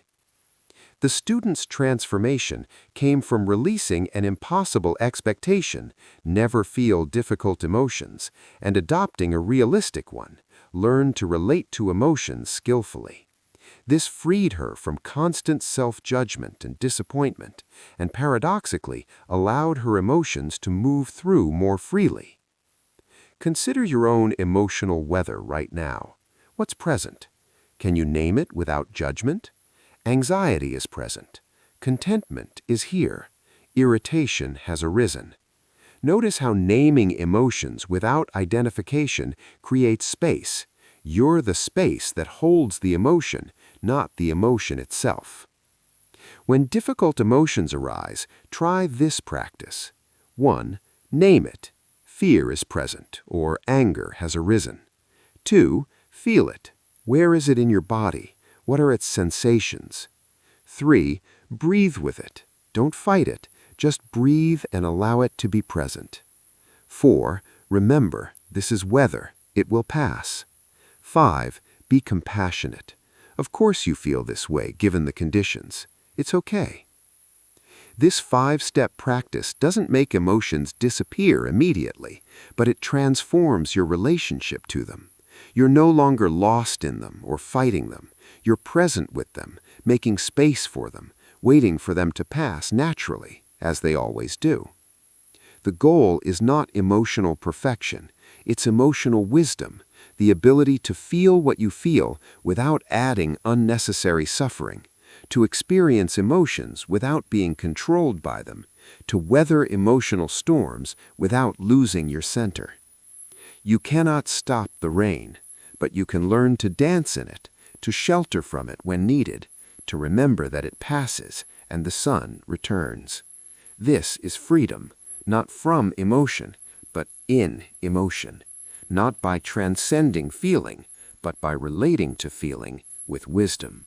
Part 4. Overcoming Life's Challenges. The Story of the Broken Bowl. A young potter created what he believed was his masterpiece, a perfectly formed bowl with flawless glaze, balanced proportions, and exquisite beauty. He entered it in a competition and won first prize. He was immensely proud of this bowl, considering it the pinnacle of his craft. He kept the bowl in a special place in his studio, protected and displayed. He would often just sit and admire it, feeling pride and satisfaction. His identity became tied to this bowl. He was the potter who created the perfect bowl. One day, while cleaning his studio, he accidentally knocked the bowl from its shelf. It fell and shattered into dozens of pieces on the stone floor. The potter was devastated. He fell to his knees, gathering the pieces, tears streaming down his face. He felt like a part of himself had been destroyed. For days he couldn't work. He couldn't even enter his studio. The broken bowl, or rather, his relationship to the broken bowl, had broken something in him. He felt that his worth as an artist had been shattered along with the bowl. Finally, his teacher came to visit. Seeing the potter's despair, the teacher asked what had happened. The potter showed him the pieces of the broken bowl, explaining how perfect it had been, how proud he had been of it, how its destruction had destroyed him. The teacher picked up the pieces, examining them carefully. Then he said something unexpected. "I see an opportunity here." "An opportunity?" the potter asked bitterly. "My masterpiece is destroyed. What opportunity could there possibly be?" "The opportunity," the teacher said, "to create something even more beautiful and to learn what you needed to learn about attachment, impermanence, and true mastery." The teacher explained an ancient Japanese art called kintsugi, the art of repairing broken pottery with gold lacquer. Instead of hiding the breaks or trying to restore the bowl to its original state, kintsugi highlights them, filling the cracks with gold so the breaks become part of the bowl's beauty, part of its history, part of what makes it unique and valuable. "But it won't be perfect anymore," the potter protested. "It will be broken and repaired." "Exactly," the teacher said. "It will be more than perfect. It will be real." The first bowl was perfect in form, but not in wisdom. It represented pride, attachment, identification. This new bowl, repaired with gold, will represent something deeper: the acceptance of impermanence, the beauty of imperfection, the wisdom of resilience. Perfection, the teacher continued, is an illusion that causes suffering. We attach to perfect things, trying to keep them perfect, suffering when they inevitably change or break. But authenticity, resilience, beauty through brokenness, these are real. This bowl, repaired with gold, will teach everyone who sees it that breaks can be beautiful, that damage is part of the story, that what's been broken and mended is often more valuable than what's never been tested. The potter sat with this teaching. Slowly, he began to see differently. His attachment to the perfect bowl had been a kind of bondage. Its destruction, painful as it was, offered liberation if he could see it correctly. He learned the art of kintsugi. With infinite patience and care, he rejoined the pieces of his broken bowl, filling the cracks with lacquer mixed with gold powder. The process took weeks. Each crack was honored, each break carefully mended, each seam highlighted with gold. When finished, the bowl was transformed. The golden cracks traced across its surface like rivers of light, creating a pattern more beautiful and interesting than the original perfect surface. The bowl's history, its perfection, its breaking, its careful mending, was visible and beautiful. It had become more than a bowl. It had become a teaching about resilience, acceptance, and beauty through imperfection. The potter's relationship to his work transformed too. He no longer sought perfection or attached his identity to outcomes. He created with full dedication and skill, but he held his creations lightly, knowing they were temporary, knowing that breaks and imperfections were not flaws, but part of the authentic beauty of existence. Years later, people would travel far to see the kintsugi bowl. They would stand before it in silence, moved by its beauty and the story it told. Many would weep, recognizing their own broken places in the golden cracks, understanding that their breaks didn't diminish them, but made them beautiful and unique. The potter would tell visitors, "I created many bowls before this one, but this is my true masterpiece, not because it's perfect, but because it's been broken and mended. Its beauty comes not from flawlessness, but from the gold-filled acceptance of its imperfection. This is true of all of us. We are all broken in some way. The question is, will we hide our breaks in shame, or will we fill them with gold and let them become part of our beauty?" The breaking of the first bowl broke my attachment to perfection. The mending of it taught me the beauty of imperfection. This is what life does. It breaks us, and in the breaking and mending, we become more beautiful, more real, more valuable than we ever were in our original perfection. The teaching, finding beauty in brokenness. This story speaks directly to anyone who has experienced failure, loss, trauma, or breaking of any kind. It offers a radically different perspective than our usual response to being broken. Our culture typically values perfection, completion, wholeness. We hide our scars, conceal our damage, pretend we haven't been broken. We feel shame about our broken places, seeing them as flaws that diminish our value. We try to return to how we were before the breaking, to restore the original perfection. But kintsugi offers a different approach. Honor the breaking, highlight the repair, let the breaks become part of the beauty. This isn't just aesthetics, it's a profound philosophy about imperfection, impermanence, and authentic beauty. The first bowl was perfect in form, but represented attachment and pride. The potter had identified with it, had tied his worth to it. Its perfection had become a kind of bondage. He was constantly protecting it, worrying about it, defining himself by it.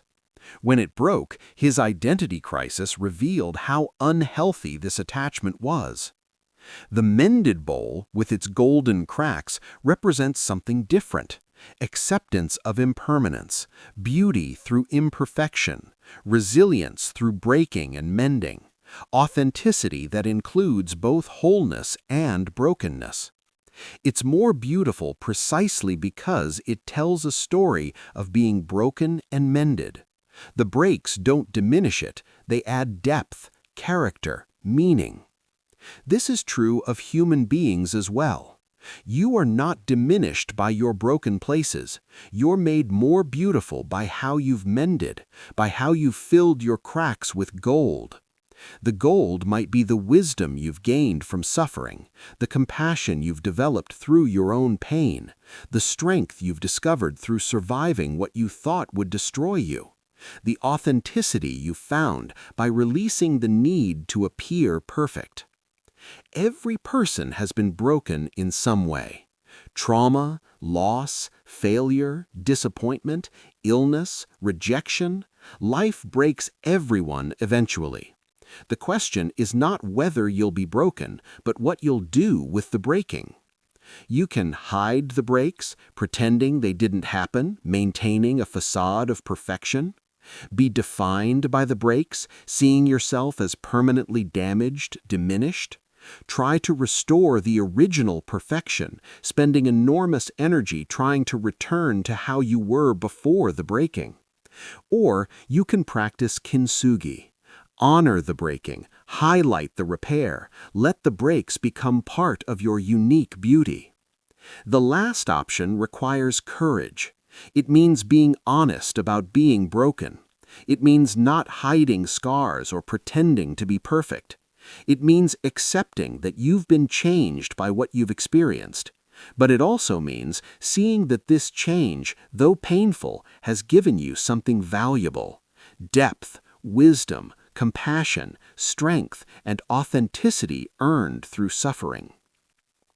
Think about your own broken places. What has broken you?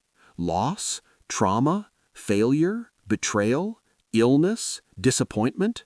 These breaks are part of your story. They're cracks that run through you. The question is, will you fill them with gold? Filling them with gold means accepting, yes, this happened. Yes, I was broken by it. I don't have to pretend otherwise. Learning, what did this teach me? What wisdom grew from this pain? How have I been deepened by this experience? Integrating, this break is part of me now. It doesn't define me, but it's part of my story, part of what makes me uniquely me. Sharing, when appropriate, letting others see your golden cracks, knowing that your story of breaking and mending might help others with their own breaks. The potter's attachment to perfection had to break before real wisdom could emerge. This is often true. Our breaks crack open our illusions, our attachments, our rigid ideas about how things should be. Painful as they are, they offer opportunities for growth that comfort and success don't provide. This doesn't mean you should seek breaking or romanticize suffering. Pain is pain, loss is loss, trauma is trauma.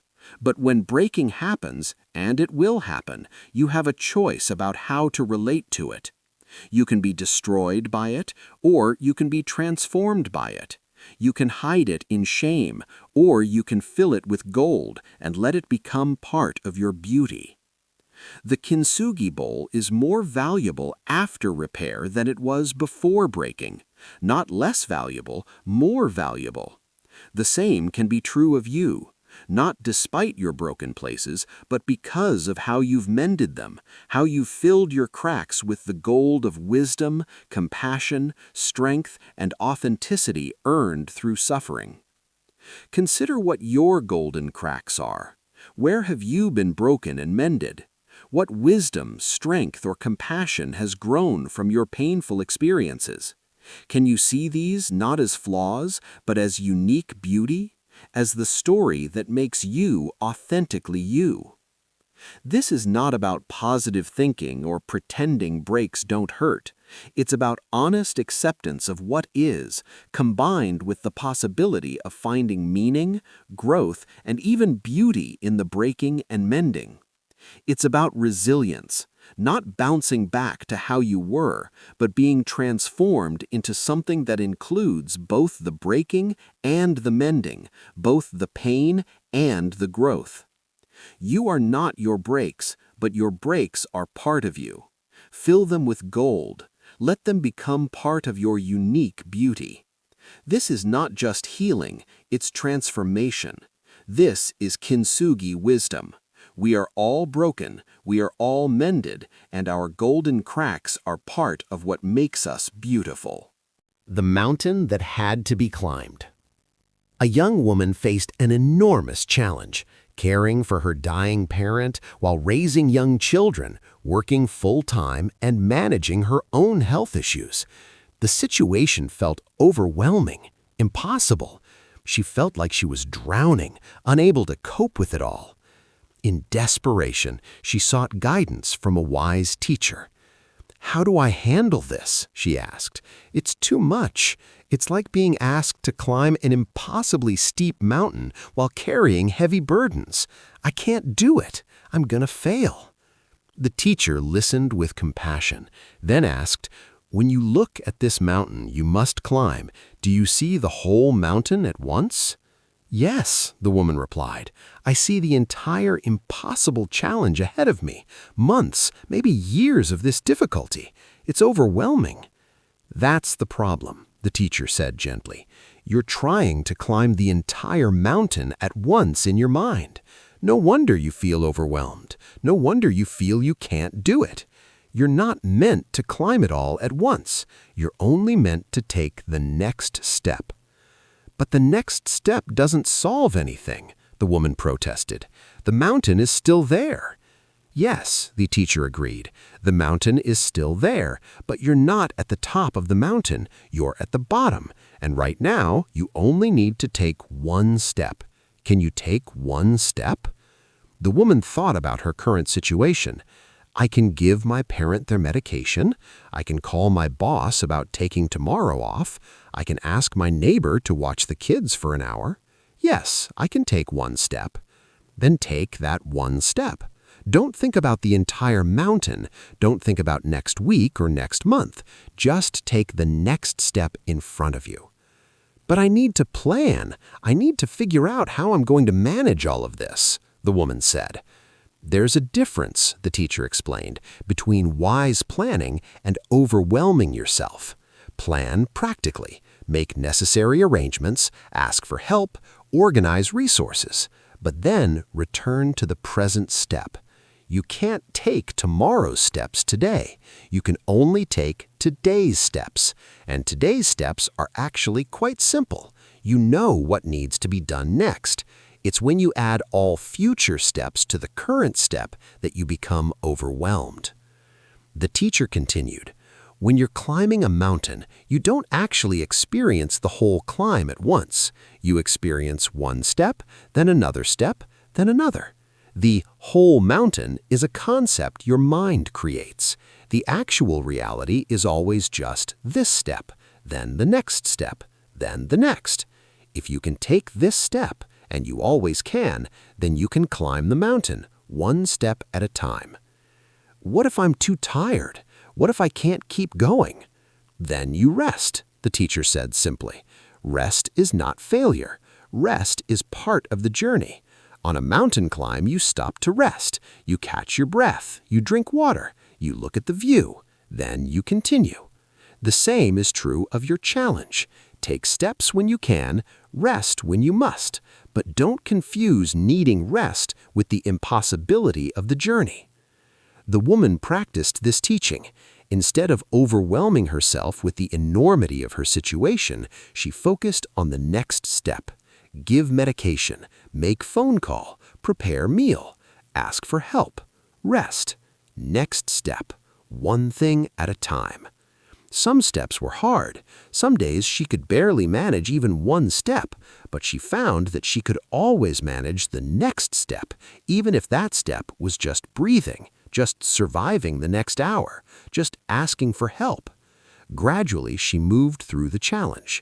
Not easily, it was genuinely difficult, but manageably, one step at a time. And one day she realized she had climbed farther than she thought possible. The mountain wasn't conquered, there was still more to climb, but she had made real progress, one impossible step at a time. Years later, looking back, she would marvel, "I climbed that mountain. I didn't think I could, but I did. Not all at once, but step by step. And now when I face challenges, I don't look at the whole mountain and feel defeated. I just look for the next step. There's always a next step, and if I can take that step, which I always can, then I can climb any mountain. The teaching, one step at a time. This teaching addresses one of the primary ways we create suffering when facing challenges. We try to face the entire challenge at once in our minds. We overwhelm ourselves by mentally trying to do everything at once, solve everything at once, manage everything at once. And then we feel hopeless because we can't do the impossible. But life doesn't actually ask you to do everything at once.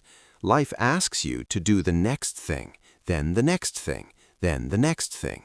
The entire challenge is a mental construct. The reality is always just what's in front of you right now.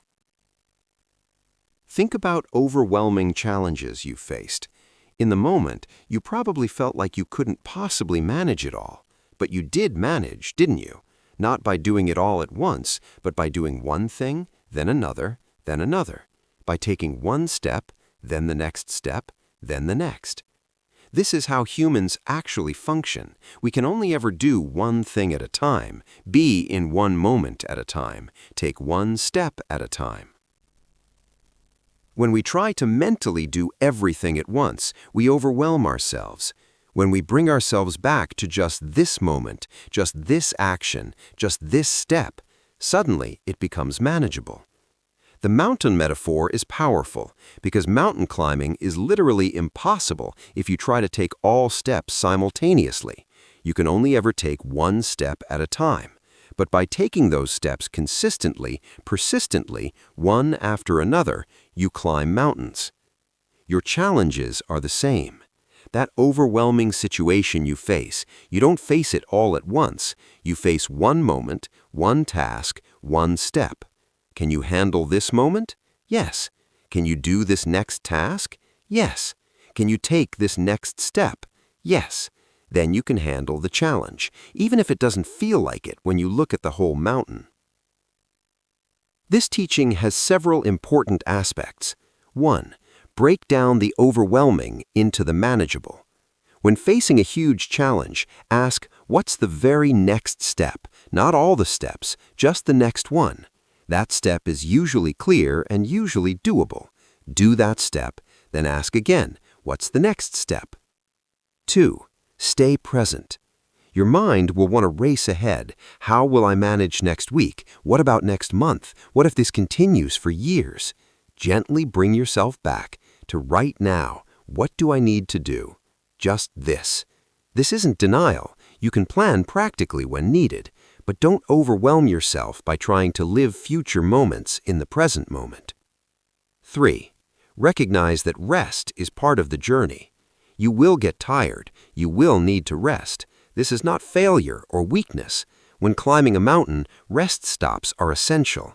Include rest in your planning. Rest, then continue. 4.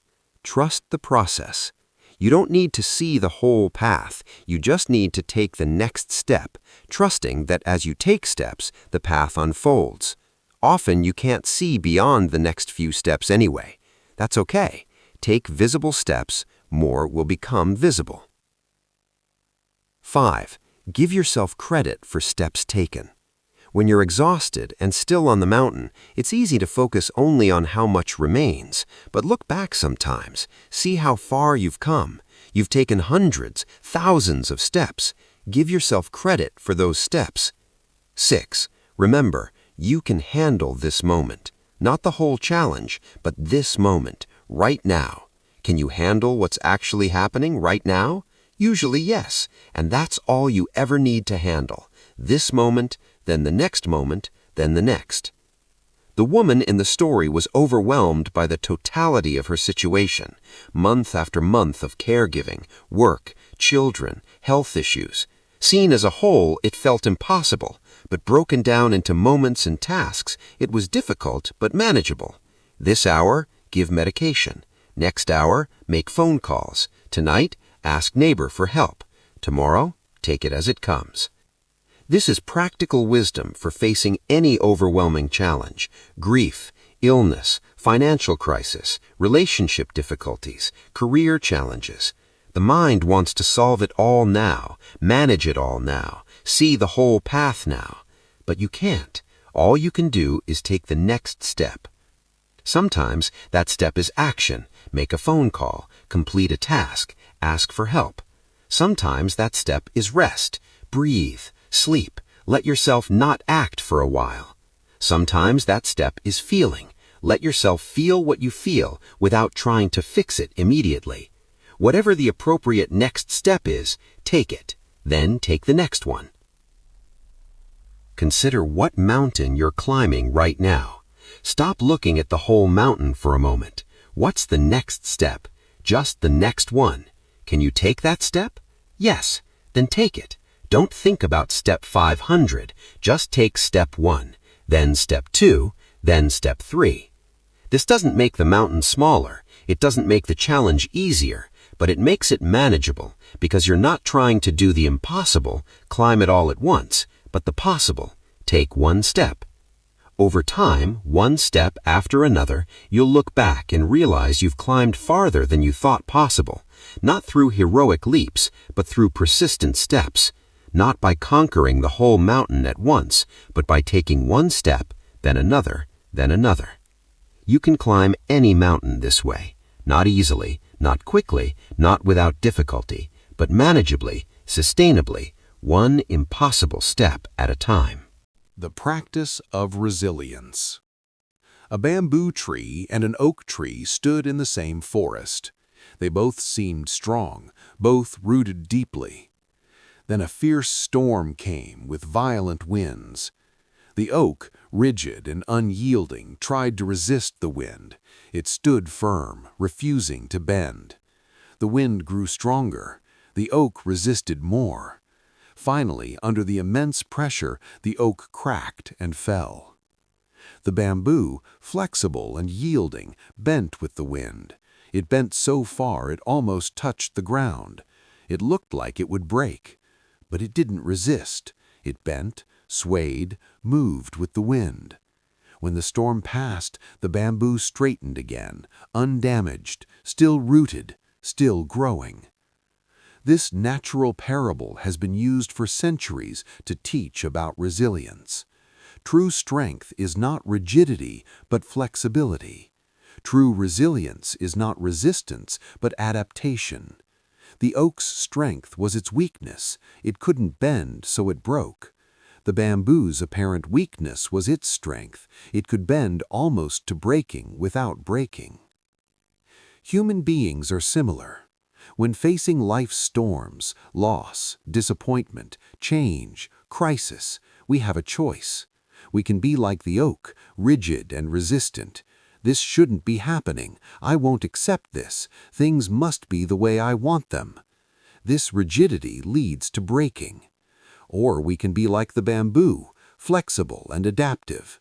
This is happening. I don't like it, but I can bend with it, adapt to it, find ways to work with it rather than against it. Resilience is not about being invulnerable. The bamboo bends almost to the ground. It's genuinely stressed by the storm. Resilience is about being able to bend without breaking, to be stressed without being destroyed, to face difficulty without losing your fundamental nature. How do you develop bamboo resilience rather than oak rigidity? Through practice, through perspective, through understanding what you can and cannot control. Flexibility of mind. When circumstances change, can your plans change?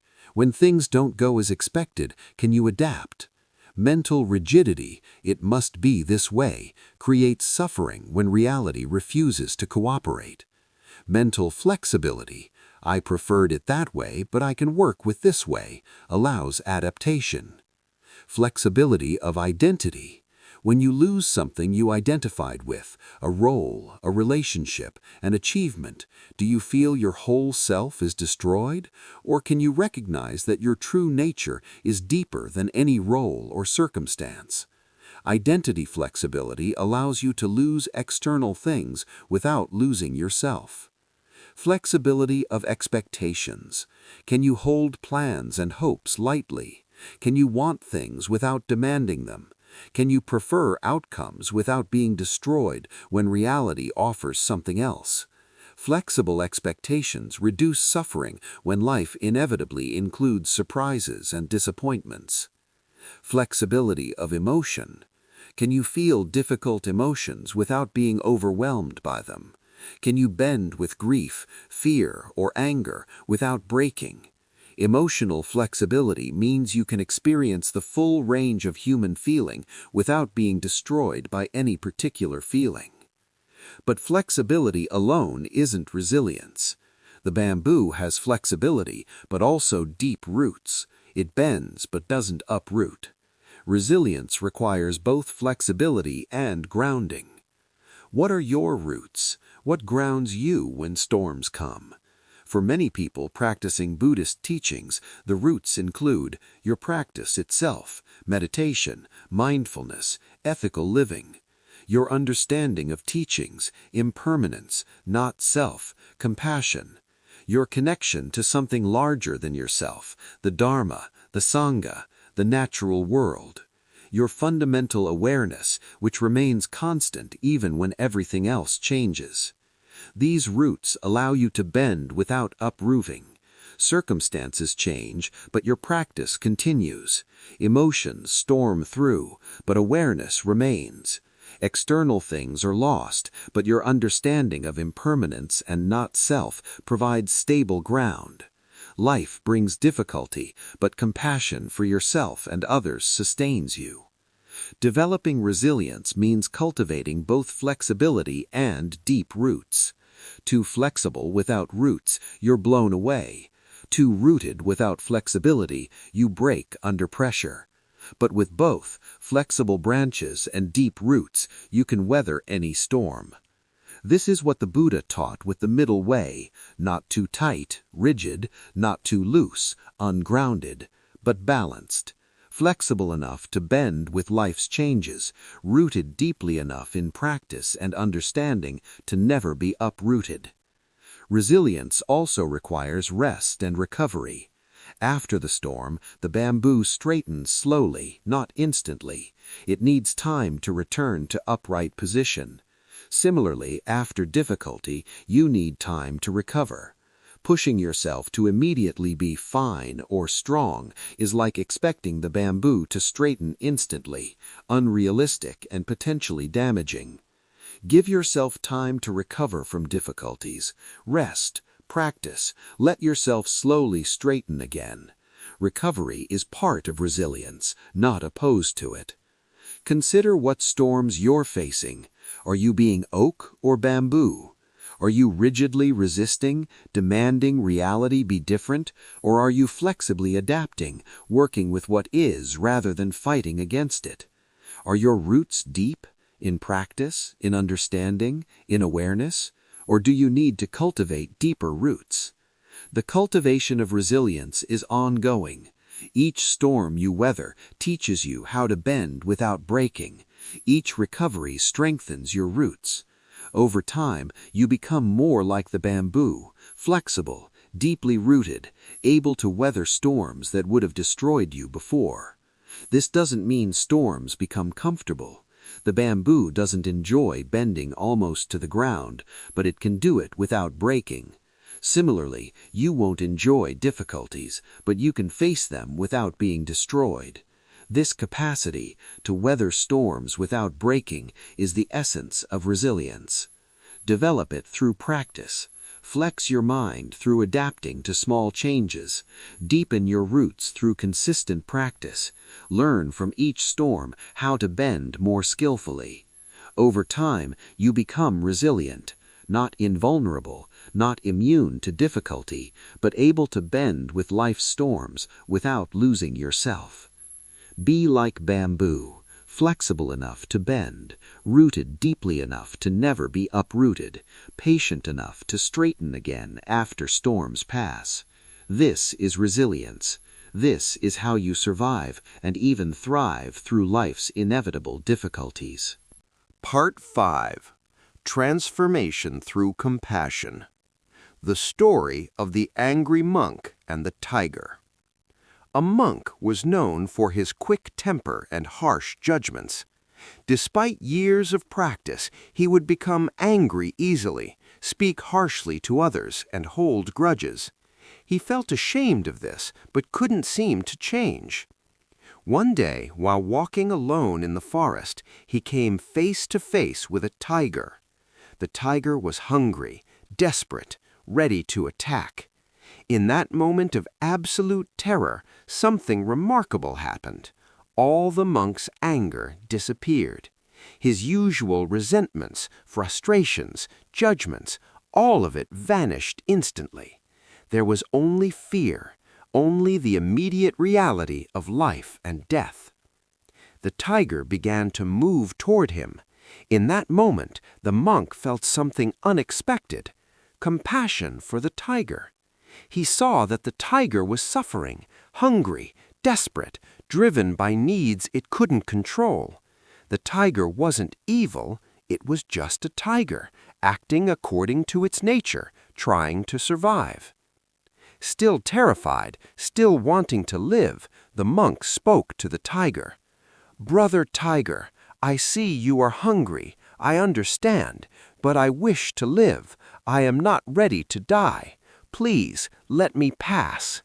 He bowed deeply to the tiger with genuine respect and compassion, even in his fear. The tiger paused. It looked at the monk for a long moment. Then, inexplicably, it turned and walked away into the forest.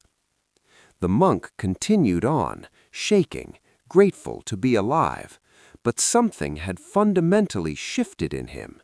In that moment of facing death, his usual mental habits had been stripped away, revealing something deeper: the capacity for compassion even toward that which threatened him.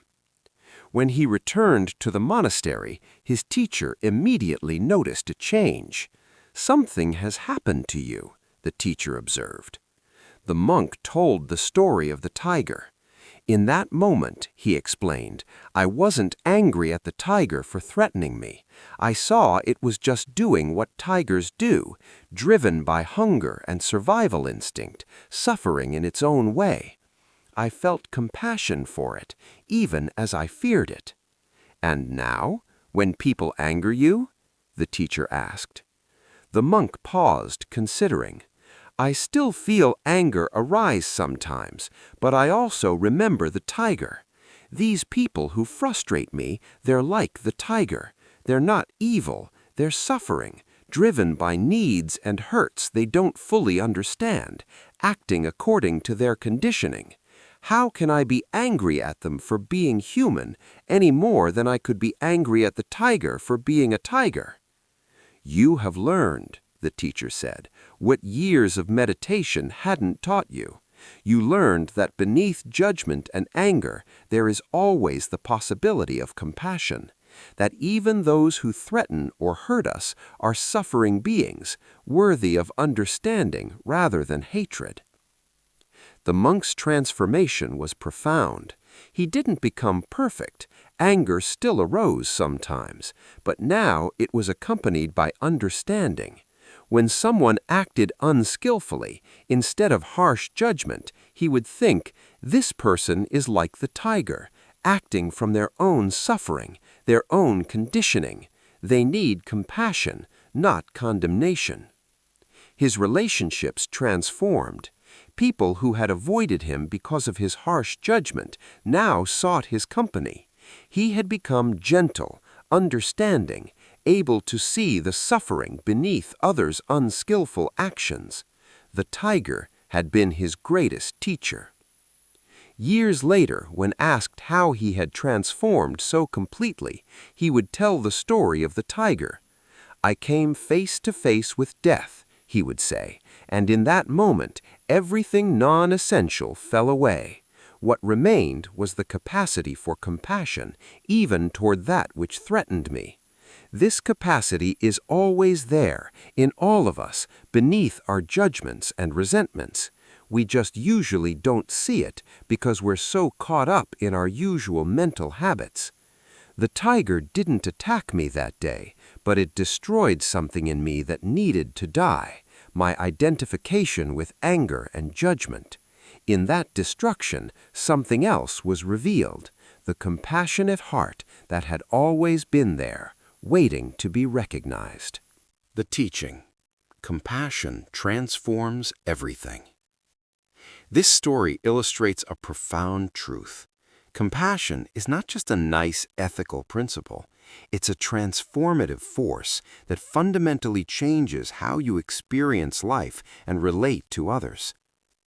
The monk had practiced meditation for years, but his anger persisted. Why? Because practice alone isn't sufficient if you're practicing with the wrong understanding. He was trying to eliminate anger through willpower and meditation, but he wasn't addressing the root, his way of perceiving others. He saw people as obstacles, as intentionally causing problems, as deserving of judgment. This perception naturally created anger. How could it not? If you see someone as deliberately making your life difficult, anger is a natural response. But when facing the tiger, his perception shifted radically. He saw the tiger not as an enemy, but as a suffering being acting according to its nature. This shift in perception spontaneously gave rise to compassion, even in circumstances where we'd expect only fear and anger. This is the key teaching. Compassion arises from understanding. When you truly understand that people act from their own suffering, their own conditioning, their own confusion, compassion naturally arises. You don't have to force it or pretend to feel it. It emerges naturally from clear seeing. The Buddha taught that all unskillful action comes from ignorance, from not seeing clearly.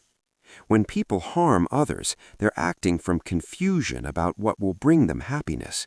They're driven by greed, hatred, and delusion, not by evil. They're suffering beings trying unsuccessfully to end their suffering, often making it worse through their actions. When you see this clearly, really see it, not just intellectually understand it, compassion becomes possible. Not compassion that excuses harmful behavior, but compassion that understands its roots. Not compassion that allows yourself to be harmed, but compassion that doesn't add hatred to harm. The monk's transformation shows several important aspects of genuine compassion. 1. Compassion doesn't require liking someone. The monk didn't like being threatened by the tiger. He didn't want to be eaten, but he could still feel compassion for the tiger's suffering. Similarly, you can have compassion for people's behavior you dislike or even need to protect yourself from. 2. Compassion is seeing clearly, not seeing through rose-colored glasses. The monk saw the reality. The tiger was dangerous, hungry, about to attack. Compassion didn't mean denying this. It meant seeing the tiger's suffering alongside the danger. Clear-eyed compassion sees both someone's harmful behavior and their suffering that drives it. 3. Compassion doesn't mean passivity. The monk still wanted to live. He still spoke to the tiger, still hoped to escape. Compassion doesn't mean letting yourself be harmed. It means holding the wish for both your well-being and the other's well-being, even when they seem in conflict. 4. Compassion transforms the one who feels it. The monk's anger dissolved through compassion, not because he forced it to dissolve, but because compassion and anger cannot coexist. When you truly see someone suffering, genuine anger becomes impossible. You might still need to protect yourself, still need to set boundaries, still need to prevent harm, but you do it from compassion, not from hatred. 5. Compassion sees common humanity. The monk recognized the tiger was just being a tiger, driven by natural impulses. Similarly, humans are driven by conditioning, by needs, by suffering. We're all trying to be happy and avoid suffering. We're all confused about how. Seeing this commonality naturally evokes compassion. The teaching is not to wait for a tiger encounter to discover compassion. You can practice seeing people this way intentionally. When someone acts in ways that anger or frustrate you, try this practice. Pause. Before reacting, pause. Take a breath. Ask, what suffering might be driving this person's behavior? Not to excuse it, but to understand it. What fear, what hurt, what need, what confusion might be underneath this action? Recognize, this person is like me, wanting to be happy, wanting to avoid suffering, often confused about how. They're not fundamentally different from you. They're a human being trying to navigate life with limited wisdom and much conditioning. Respond. From this recognition, how might you respond? Probably with less anger, more understanding, still setting boundaries if needed, still protecting yourself if necessary, but from clarity rather than hatred. This practice doesn't require you to be perfect or always feel compassionate. It's simply an invitation to look beneath surface behavior, to the suffering that drives it. Often this looking transforms your experience more than years of trying to force yourself not to feel anger. The monk discovered that compassion was always available, beneath his habitual anger and judgment. It's always available to you, too. The question is, are you willing to look deeply enough to see others' suffering? Are you willing to recognize common humanity? Are you willing to let understanding give rise to compassion? Compassion transforms everything. Not in the sense that it makes difficulties disappear, but in the sense that it fundamentally changes your relation to difficulties and to difficult people. You move from judgment to understanding, from resentment to compassion, from contracted hardness to open-hearted presence. The monk taught the tiger what years of practice hadn't. But you don't need a tiger. You can learn this from anyone who angers or frustrates you. Look beneath their behavior to their suffering. Recognize their humanity. Let compassion arise naturally from this seeing. This is transformation. Not forced change, but natural transformation that occurs when perception shifts from judgment to understanding. The monk's anger didn't gradually decrease over years. It dissolved in a moment of clear seeing. Your anger can transform too, through the practice of seeing deeply, of recognizing suffering, of allowing compassion to arise from understanding. Loving kindness for yourself. A student came to her teacher in despair. "Master, I can feel compassion for others. I can see their suffering and my heart opens. But I cannot feel compassion for myself. I judge myself harshly, criticize myself constantly, feel ashamed of my failures. I treat myself worse than I would treat anyone else. How do I develop compassion for myself?" The teacher listened, then asked, "If a dear friend came to you suffering, struggling with exactly what you're struggling with, what would you say to them?" The student thought, "I would be kind. I would acknowledge their struggle.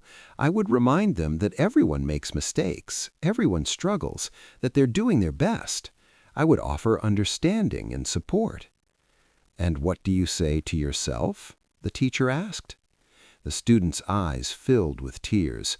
"I tell myself I'm failing, that I should be better, that others manage and I can't, that there's something wrong with me." "Do you see the difference?" the teacher asked gently.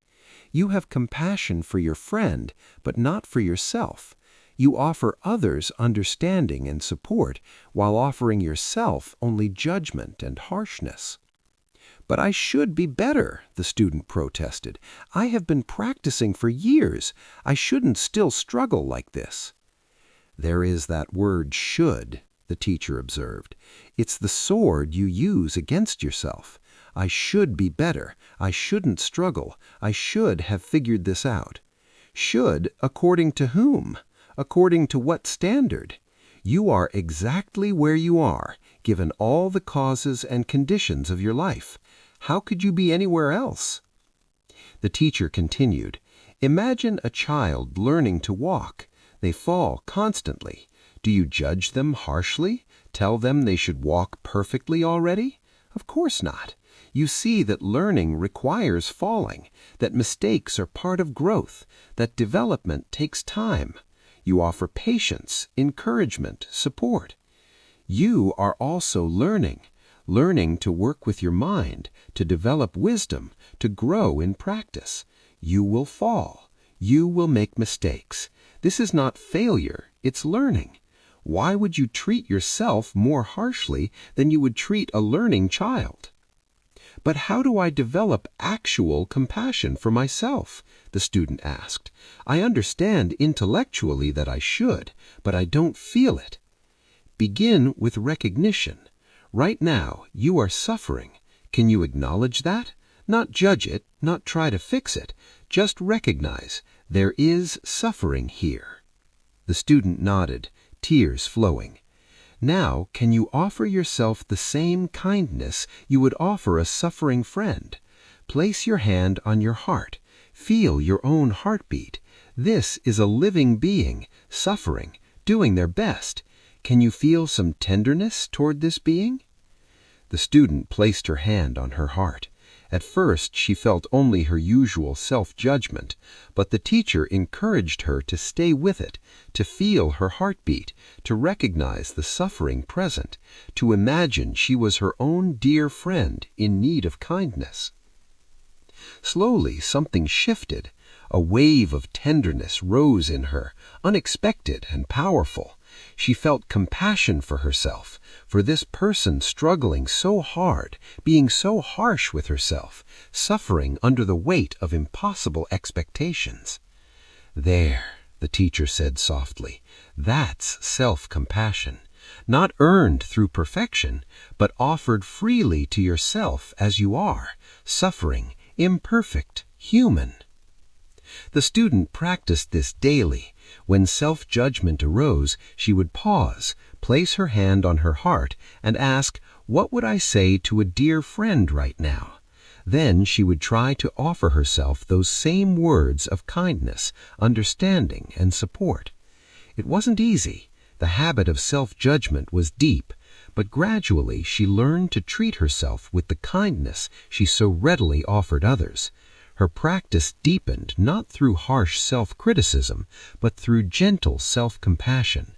She progressed more quickly not by demanding perfection, but by accepting her imperfection with kindness. Years later, as a teacher herself, she would emphasize self-compassion as foundational to practice. You cannot hate yourself into enlightenment. Harsh self-judgment doesn't accelerate growth, it hinders it. Compassion, including compassion for yourself, is not a luxury or a reward for perfection. It's a necessity, the ground in which growth actually happens. Treat yourself as you would treat a dear friend, a beloved child, someone you care for deeply, with that same kindness, that same patience, that same understanding. Not because you've earned it through being perfect, but because you're a suffering being trying your best, and that's enough to warrant compassion. The teaching, self-compassion as foundation. This teaching addresses a crucial obstacle many practitioners face, the belief that harsh self-judgment aids spiritual progress, that being hard on yourself demonstrates seriousness about practice, that you don't deserve compassion until you're perfect. This is backwards. Harsh self-judgment doesn't accelerate growth, it hinders it. Here's why. Self-judgment creates shame. Shame is one of the most painful and destructive emotions. When you feel ashamed of yourself, you contract, you hide, you become defensive. You can't look clearly at your difficulties because looking triggers more shame. Growth requires honest self-examination, which is impossible when examination triggers overwhelming shame. Self-judgment depletes energy. Practice requires energy, the energy to meditate, to be mindful, to work with difficult emotions, to develop wisdom. Constant self-criticism is exhausting. It drains the very energy you need for practice. Self-judgment reinforces suffering. The Buddha taught about ending suffering. If you're constantly creating suffering for yourself through harsh self-judgment, you're working against the entire point of practice. Self-judgment prevents seeing clearly. When you're judging yourself, you're not seeing clearly. You're seeing through the filter of I'm bad, wrong, failing. Clear seeing requires the ability to look at yourself honestly without the distortion of harsh judgment. Contrast this with self-compassion. Self-compassion allows honest self-examination. When you can look at yourself with kindness, you can see your difficulties clearly without being overwhelmed by shame. This clear seeing is what allows growth. Self-compassion provides energy. Kindness nourishes. When you treat yourself with compassion, you have more energy for practice, not less. You're working with yourself rather than against yourself. Self-compassion creates safety for change. Change requires taking risks, making mistakes, being imperfect. If imperfection triggers harsh self-judgment, you'll avoid change to avoid judgment. But if imperfection is met with compassion, you can experiment, fail, learn, and grow. Self-compassion is realistic. You are imperfect. You will remain imperfect. This is not a problem to solve. It's the human condition. Accepting this with compassion is realistic. Demanding perfection is delusional. The Buddha was remarkably gentle in his teachings. He emphasized patience, gradual development, kindness toward oneself and others. He never taught that you should hate yourself or judge yourself harshly. He taught understanding, acceptance, and gentle cultivation of wholesome qualities. The practice of self-compassion has 3 components, according to researcher Kristen Neff, who has studied this extensively. 1. Self-kindness versus self-judgment. When you suffer or fail, treat yourself with kindness rather than harsh judgment. Speak to yourself as you would speak to a dear friend. Offer yourself understanding and support. 2. Common humanity versus isolation. Recognize that suffering and imperfection are part of being human, not signs that something is wrong with you specifically. Everyone struggles, everyone fails, everyone has difficulties. You're not uniquely flawed, you're human. 3. Mindfulness versus over-identification. Hold your difficult feelings in balanced awareness rather than being overwhelmed by them or suppressing them. Neither exaggerating, this is terrible, I'm the worst, nor minimizing, I'm fine, nothing's wrong, but seeing clearly, this is difficult, I'm struggling right now, this is painful. Together, these 3 components create self-compassion, the ability to relate to yourself with the same kindness and understanding you would offer a suffering friend. Try this practice right now. Think of something you judge yourself for, some way you feel you're failing or inadequate. Notice how it feels to think about this. Notice the self-judgment, the harshness, the pain. Now, place your hand on your heart. Feel your heartbeat. Recognize that you are suffering right now. This pain you feel, this is suffering. Say to yourself, this is difficult. I'm struggling right now. This is painful. Next, recognize that this struggle is part of being human. Everyone struggles with something. Everyone feels inadequate sometimes. Everyone has difficulties. Say to yourself, I'm not alone in this. This is part of the human experience.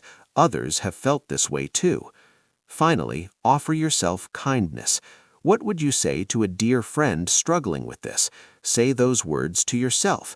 Maybe, it's okay to struggle. You're doing your best. Be gentle with yourself. You're worthy of kindness and care. Notice what happens. For many people, offering themselves kindness in this way brings tears, not tears of sadness, but tears of relief, of finally receiving the compassion they've been denying themselves. This is not self-indulgence or making excuses for unskillful behavior. It's treating yourself with basic human decency. It's recognizing that you deserve the same kindness you readily offer others. It's understanding that compassion for yourself is not optional if you want to genuinely develop compassion for others. You can't offer what you don't have. The student in the story discovered that self-compassion didn't make her complacent. It didn't make her stop trying to grow. Instead, it gave her the safety and energy to actually grow. She could look at her difficulties honestly, without shame blocking her view.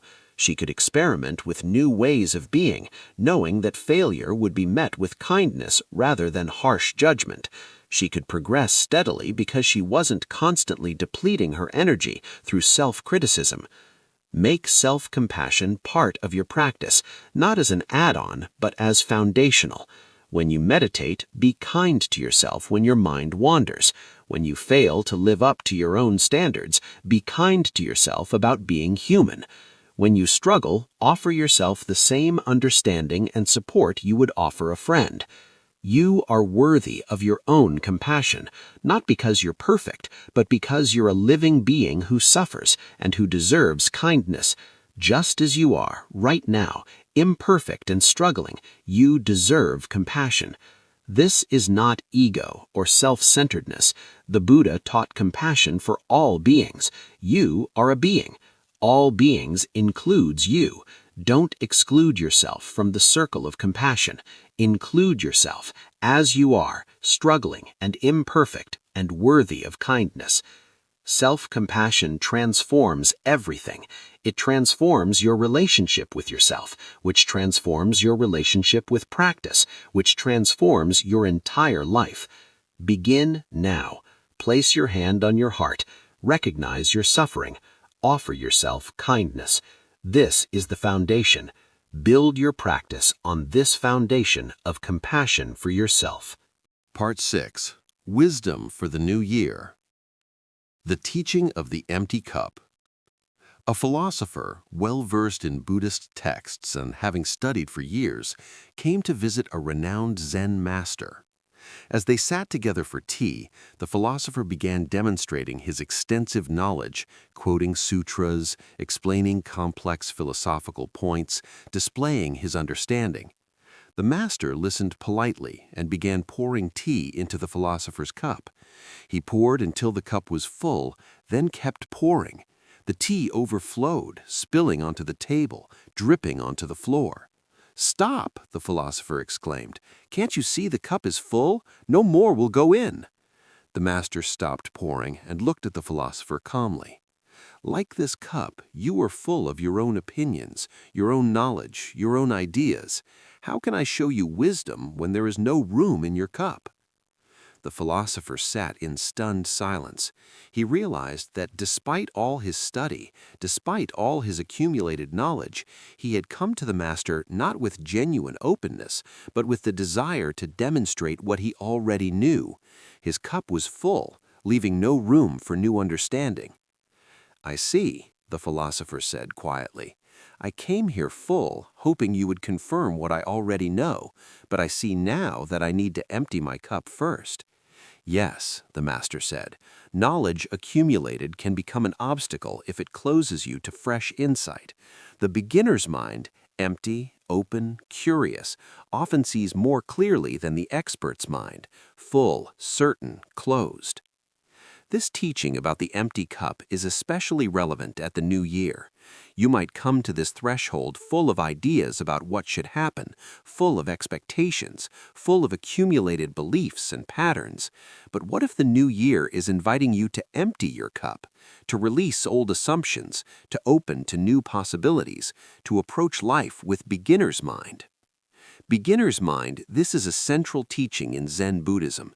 It means approaching each moment as if for the first time, without the assumptions and conclusions of past experience. Not ignorant, but innocent. Not forgetting what you've learned, but not being imprisoned by it either. Think about how a beginner approaches something new, with curiosity, openness, excitement, willingness to not know, freedom to explore. Compare this to how an expert often approaches things, with certainty, with fixed ideas about how things should be, with pride and knowledge, with closedness to other possibilities.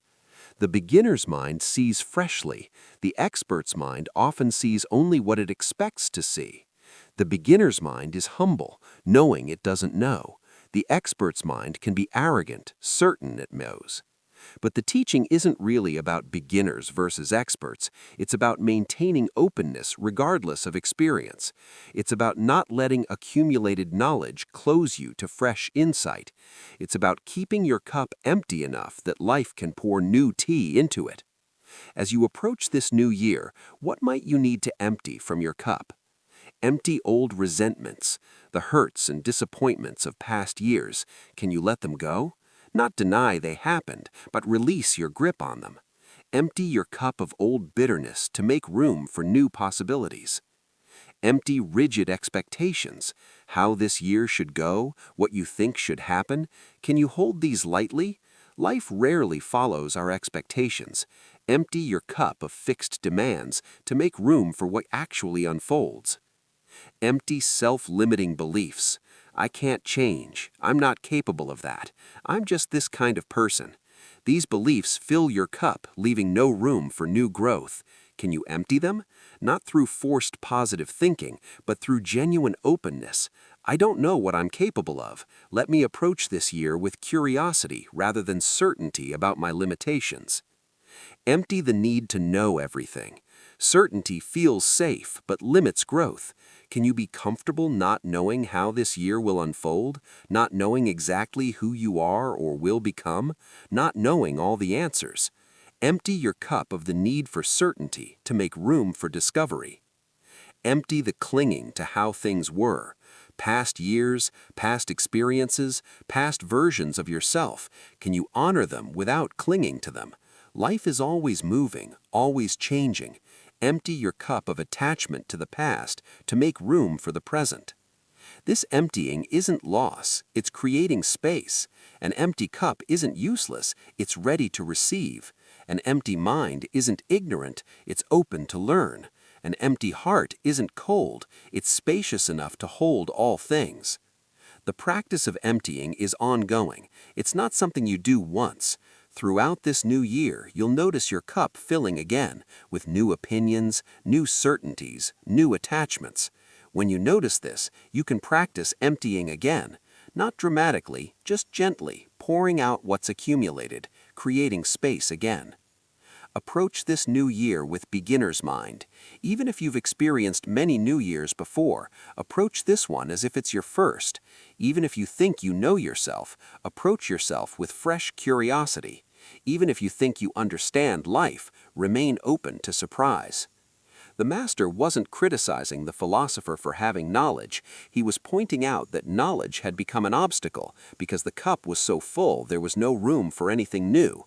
Don't let your accumulated experience become an obstacle. Use it as foundation, but don't let it close you to growth. Empty your cup. Approach this new year with openness, with curiosity, with humility, with willingness to not know, with space for the new to enter. This is beginner's mind. This is wisdom for the new year. The practice of letting go. On New Year's Eve, a monk performed a ritual. He wrote on pieces of paper everything he wanted to release from the past year: regrets, resentments, failures, disappointments, attachments, fixed ideas.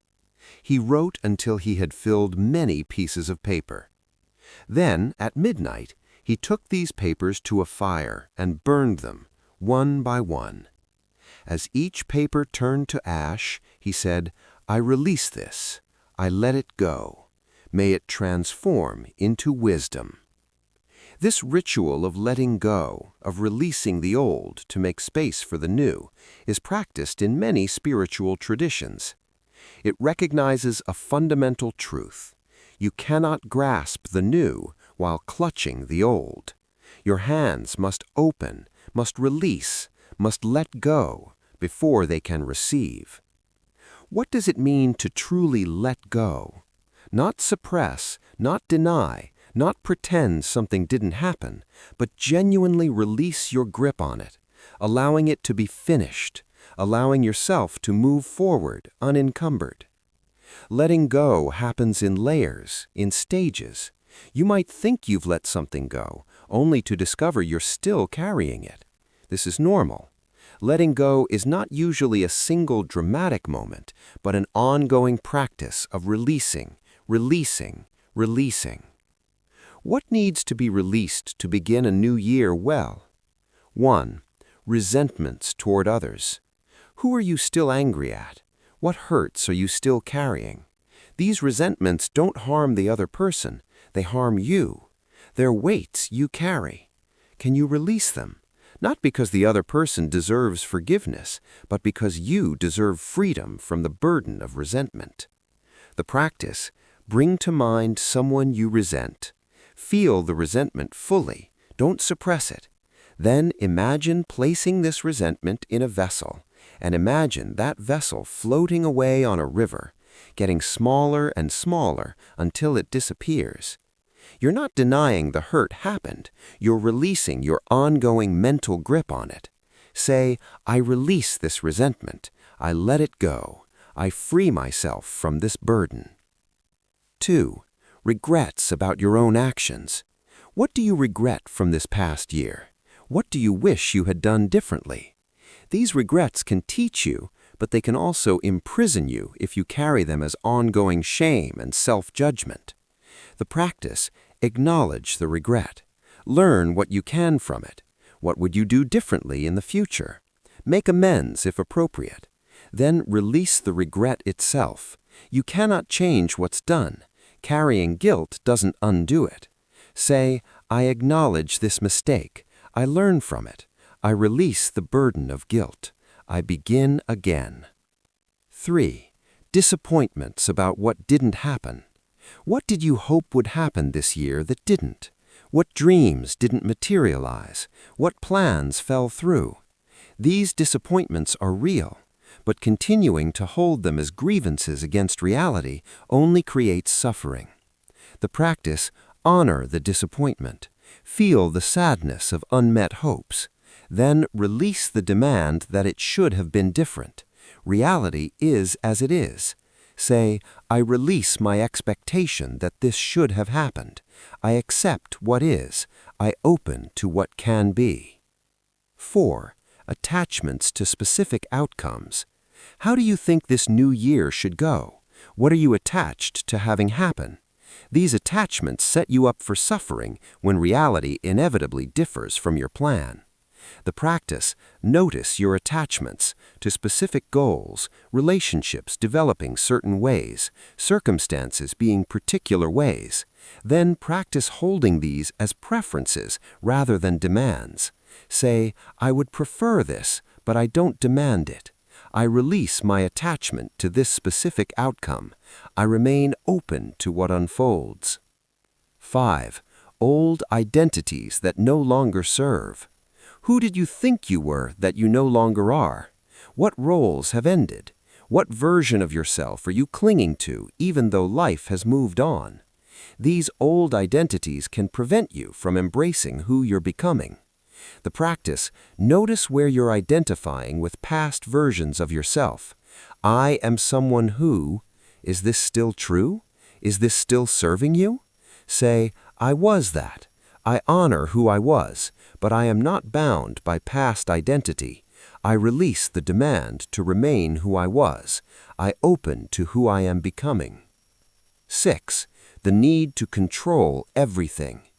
How much energy goes into trying to control circumstances, other people, outcomes?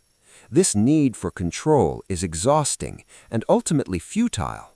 Life is largely uncontrollable. The practice: notice where you're trying to control what cannot be controlled. Feel the exhaustion of this effort. Then imagine releasing your grip, opening your hands, letting life be as it is. Say, I release the illusion that I can control everything. I do what I can and release the rest. I trust the process.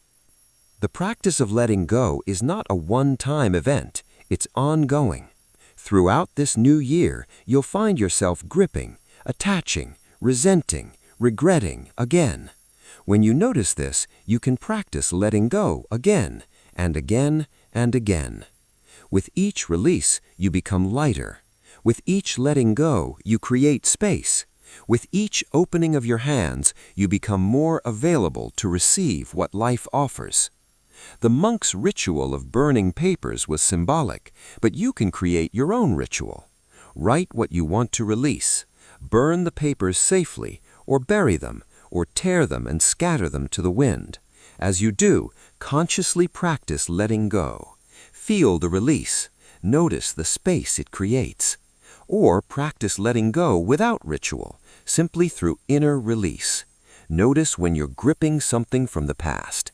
Breathe.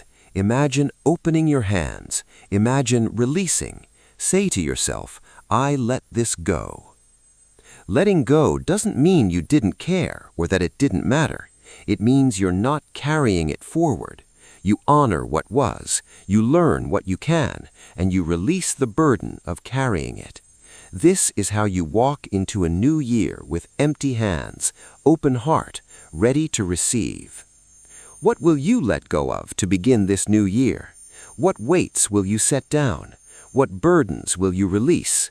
What will you stop carrying so your hands are free for what comes next? Practice letting go, not once, but continually. This is how you remain free, remain light, remain open to new possibilities. This is wisdom for the new year. Release what was to make space for what will be. The wisdom of setting intentions versus making demands. There's an important distinction between setting intentions and making demands of life. Many people begin New Year's with resolutions that are actually demands. This year will be different. I will achieve these goals. Things must go this way. Then, when reality doesn't comply, which it often doesn't, they feel like failures. Intentions are different from demands. An intention is a direction you choose to face, a value you commit to embodying, a way of being you wish to cultivate. But it's held lightly, with recognition that you can't control outcomes, that life includes surprises and obstacles, that growth isn't linear. A demand sounds like, I will meditate every single day this year without exception. I will lose 30 pounds. I will get that promotion. This year will be peaceful and happy. These demands set you up for disappointment because they depend partly on factors outside your control. They're rigid, leaving no room for life's inevitable complications. They turn what should be supportive practices into sources of shame when you inevitably fall short of perfection. An intention sounds like, I intend to cultivate a regular meditation practice, knowing there will be days I miss, and that's okay. I intend to care for my body with more attention and kindness. I intend to bring my best self to my work and remain open to opportunities. I intend to cultivate peace in my heart regardless of external circumstances. Notice the difference? Intentions point directions, but allow for the reality of being human. They're focused on what you can control, your effort, your attention, your values, rather than on outcomes you can't fully control. The Buddha taught about right effort, which is neither too tight nor too loose. This applies to intentions. Too tight, demanding perfection, rigidity, no room for being human, leads to suffering and usually to giving up. Too loose, no commitment, no consistency, all talk and no action, leads nowhere. Right intention is balanced, clear about what matters to you, committed to moving in that direction, but flexible about the journey, compassionate with yourself about inevitable stumbling, non-attached to specific outcomes. How to set intentions rather than make demands? 1. Focus on direction, not destination. Not, I will arrive at perfect peace, but I will move in the direction of peace. Not, I will be completely disciplined, but I will develop greater discipline. Direction is something you can control through daily choices. Destination often depends on factors beyond your control. 2. Focus on effort, not outcome. I will practice daily is in your control. I will become enlightened is not. I will treat my body with care is in your control. I will lose exactly X pounds is not. Bodies are complex and don't always respond predictably. Focus your intentions on what's actually in your power, your effort, your attention, your choices. 2. Focus on effort, not outcome. I will practice daily is in your control. I will become enlightened is not. I will treat my body with care is in your control. I will lose exactly X pounds is not. Bodies are complex and don't always respond predictably. Focus your intentions on what's actually in your power, your effort, your attention, your choices. 3. Build in flexibility. I intend to practice daily, and when I miss days, I'll simply begin again without self-judgment. This acknowledges reality. You will sometimes miss days without using that as an excuse not to try. Flexibility isn't permission to be lazy. It's realistic recognition that perfection is impossible and shouldn't be the standard. 4. Root intentions in values, not ego. Ask yourself, is this intention coming from my deepest values or from ego's desire to be impressive? Is this about being true to what matters or about looking good? Intentions rooted in genuine values are sustainable because they're authentic. Intentions rooted in ego are exhausting because they're performance. 5. Make intentions specific enough to act on, general enough to allow life. Not, I will meditate exactly 30 minutes at exactly 6 a.m., too rigid, and not, I will be more spiritual, too vague, but I will practice meditation most mornings, giving it at least 10 minutes, adjusting the timing as needed for circumstances. Specific enough to guide action, flexible enough to allow life. 6. Connect intentions to why they matter. I intend to practice daily. Why? Because practice brings peace, clarity, and the ability to respond wisely to life. When obstacles arise, remembering why helps maintain commitment. When perfection fails, remembering why helps you begin again. 7. Practice self-compassion with intentions. You will not perfectly fulfill any intention. You're human. Instead of harsh judgment when you fall short, practice compassion. That's stumbled. That's human. What can I learn? How can I begin again? Self-compassion sustains practice. Self-judgment undermines it. Consider the intentions you want to set for this new year. Write them down if that helps, but examine them. Are they demands or intentions? Are they rigid or flexible? Do they focus on what you can control? Do they allow room for being human? Are they rooted in genuine values? Transform demands into intentions. Transform rigidity into committed flexibility. Transform outcome focus into effort focus. This sets you up for sustainable practice rather than dramatic failure. The wisdom is this: life will not go exactly as you intend. Reality doesn't consult your plans. Obstacles will arise. Complications will happen. You will stumble. This is guaranteed. The question is, will your intentions be rigid demands that break when reality doesn't comply, or flexible commitments that bend with circumstances while maintaining direction? Set intentions like bamboo, flexible enough to bend with storms, rooted deeply enough to never be uprooted.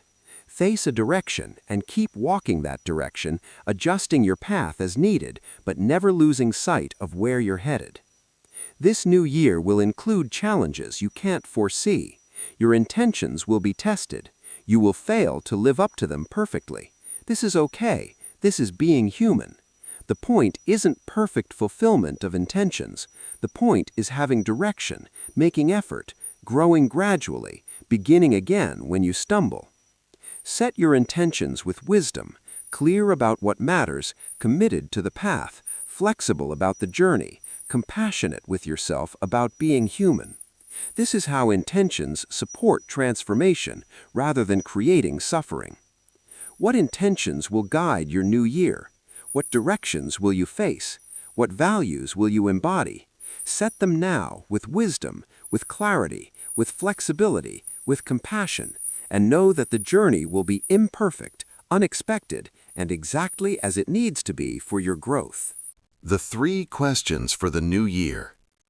An ancient teaching suggests 3 questions to ask yourself at life's thresholds. These questions cut through superficial goal setting to touch what matters most.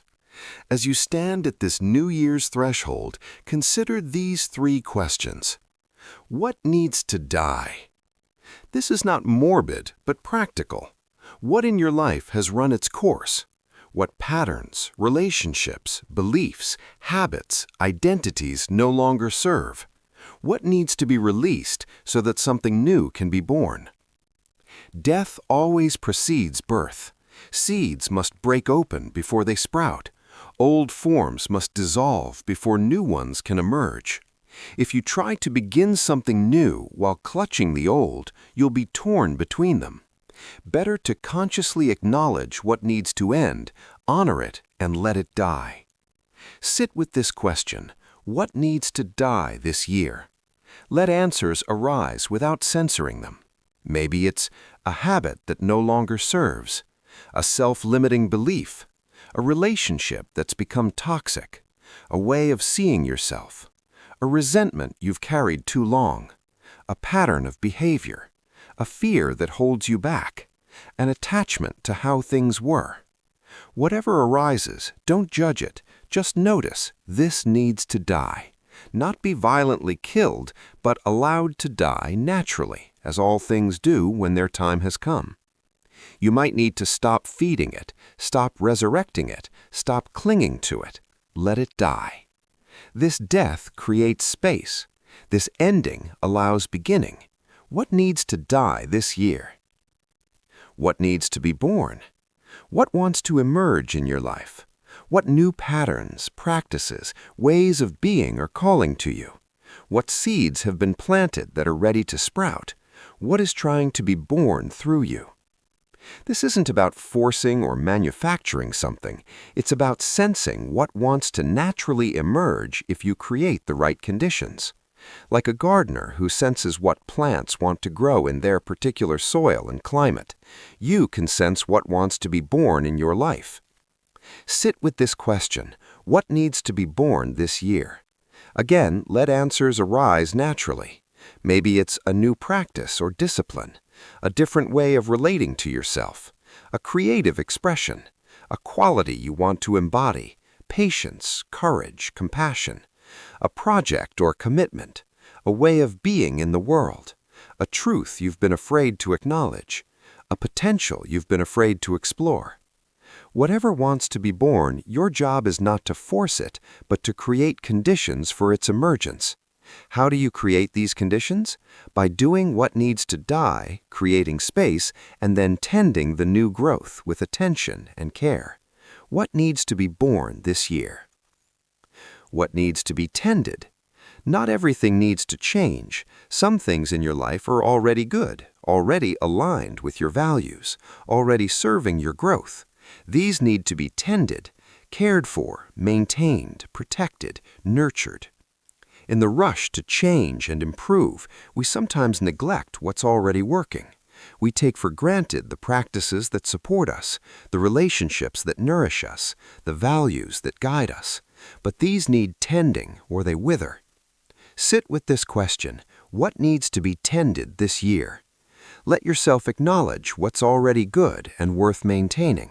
Maybe it's a practice that supports you, a relationship that nourishes you, a value you want to keep embodying, a quality you've developed, a project or commitment you want to maintain, a part of yourself worth protecting, a way of being that serves you well, a source of joy or peace.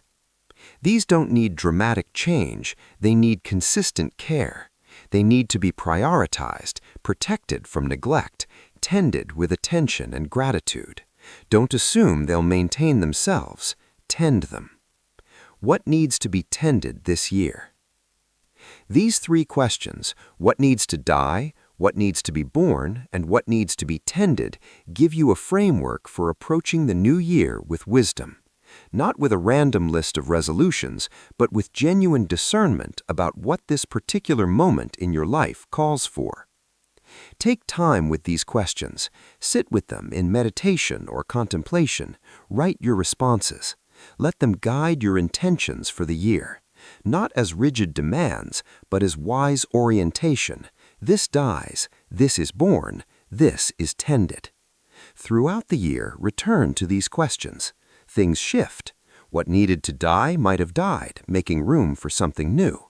What was trying to be born might have emerged, now needing tending. What needed tending might have run its course, now ready to die. These questions aren't asked once, but repeatedly, allowing you to stay aligned with the natural rhythms of growth and change. This is wisdom for the new year, discernment about what's ending, what's beginning, and what's continuing. Death, birth, and maintenance, all three necessary, all three honored. What are your answers? Sit with the questions, listen deeply, let wisdom arise. This is how you approach a new year, not randomly, but with genuine discernment about what this particular moment in your life truly calls for. Part 7. Closing, Integration and Rest. The Practice of Gratitude. Before we close this journey together, there's one more practice to explore. Gratitude. Not forced positivity, not pretending difficulties didn't happen, but genuine appreciation for what was and what is. The past year included difficulty, it always does, but it also included moments of beauty, connection, growth, and grace. Can you acknowledge both? Can you hold both the struggle and the gifts?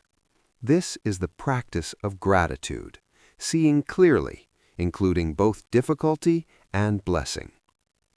Research has shown that gratitude practice literally changes your brain, making you more resilient, more content, more able to weather difficulties. But beyond the research, there's the simple truth. What you pay attention to grows. If you focus only on what's wrong, that's all you'll see. If you include attention to what's good, even amid difficulty, your experience shifts. This is not denial, it's balance. It's seeing the whole picture rather than only the painful parts. Try this practice now. Bring to mind the past year, not just the difficult parts, but the whole year. Let memories arise naturally. Acknowledge the difficulties. Yes, there was struggle. Yes, there was pain. Don't minimize this. Let yourself recognize it was hard sometimes. Honor this truth. Now notice what else was there. Even in difficult times, were there moments of unexpected kindness? Were there lessons learned? Were there small joys? Were there people who showed up for you? Were there moments of beauty? Were there times you surprised yourself with your own resilience? Begin naming what you're grateful for. Silently or aloud, name specific people, moments, experiences, lessons, gifts. I'm grateful for. I'm thankful that. I appreciate. Let yourself really feel this, not just list things intellectually, but actually feel appreciation, feel gratitude, feel thankfulness. Let it fill your heart. Notice how gratitude feels. Where do you feel it in your body? For many people, gratitude has a warm, expansive quality in the chest, a softening, an opening. Just notice. Extend gratitude more widely. For your body, despite its imperfections, for carrying you through another year. For your mind, despite its difficulties, for its capacity for awareness and growth. For this breath, and this one, and this one. For the earth that supports you. For the people in your life, even the difficult ones who teach you. For the challenges that helped you grow. For the practices that support you. For your own efforts, however imperfect. For this moment, just as it is. Rest in gratitude, not doing anything, just being with the feeling of appreciation, of thankfulness for life itself, with all its difficulty and beauty. This practice of gratitude isn't about denying problems or pretending everything is perfect. It's about seeing more completely. When you're suffering, you naturally focus on what's wrong. This is adaptive, helping you identify and address problems. But sometimes this necessary focus becomes a habit, and you lose ability to see what's right alongside what's wrong. Gratitude practice restores balance. It acknowledges difficulty while also acknowledging gifts. It sees clearly, rather than seeing only through the filter of problem focus. As you enter this new year, consider making gratitude a regular practice, not in a forced, toxic positivity way, but in a genuine, balanced way.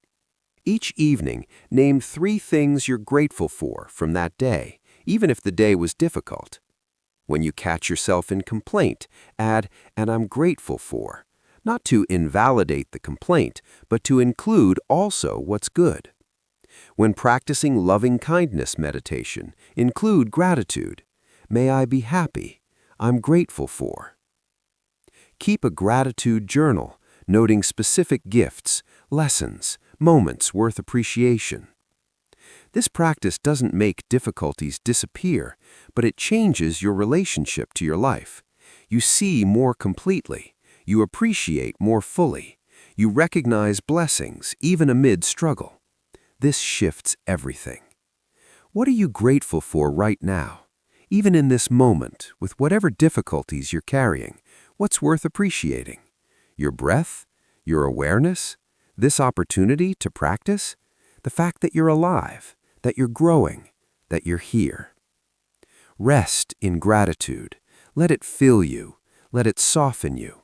Let it open your heart to this life with all its perfect imperfection. This is a beautiful practice to carry into the new year. Final meditation. Beginning again. Dear friend, we've traveled far together through these teachings. You've heard stories of monks and tigers, of broken bowls and bamboo, of water shaping rock, and students learning wisdom. You've encountered teachings about discipline and compassion, about letting go and beginning again, about finding peace in turbulent times. Now, as we prepare to close this journey, let's rest together in a final meditation. Find a comfortable position. Let your body be completely supported. Release any holding, any tension. Just let go. Take a deep, slow breath in and gently release it. Again, breathing in, breathing out. One more time, feeling the breath filling you, leaving you, the natural rhythm that sustains you always.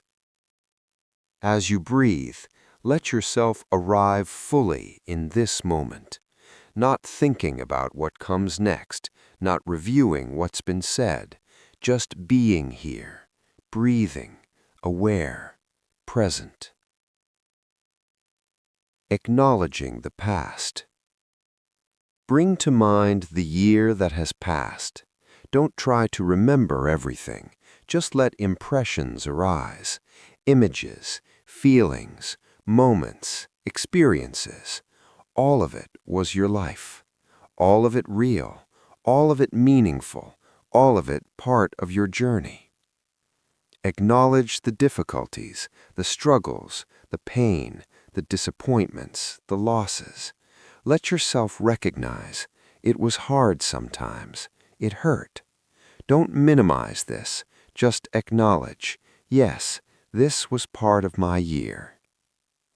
And acknowledge the gifts, the moments of joy, the connections, the growth, the surprises, the small and large blessings. These too were part of your year. Let yourself feel gratitude for these gifts.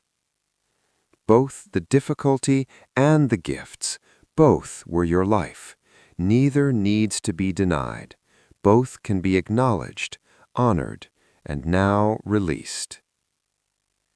Take a breath and imagine setting down the past year, not throwing it away, not rejecting it, but consciously placing it down, letting it be complete. It was your year, you lived it, and now it's finished. You can let it go. Say internally or aloud, I honor what was, I learn from it, I release it. I am ready to begin again. Opening to the new. Now turn your attention toward the year ahead. Not trying to know what will happen, you can't know. Not trying to control every outcome, you can't. Just sensing the open space, the fresh possibility, the new beginning. This coming year will include difficulty. This is guaranteed. Life includes challenge. But it will also include gifts you can't yet imagine, growth you can't yet see, moments of unexpected grace, possibilities you haven't considered. Your future is not yet written. Much remains open, possible, alive with potential.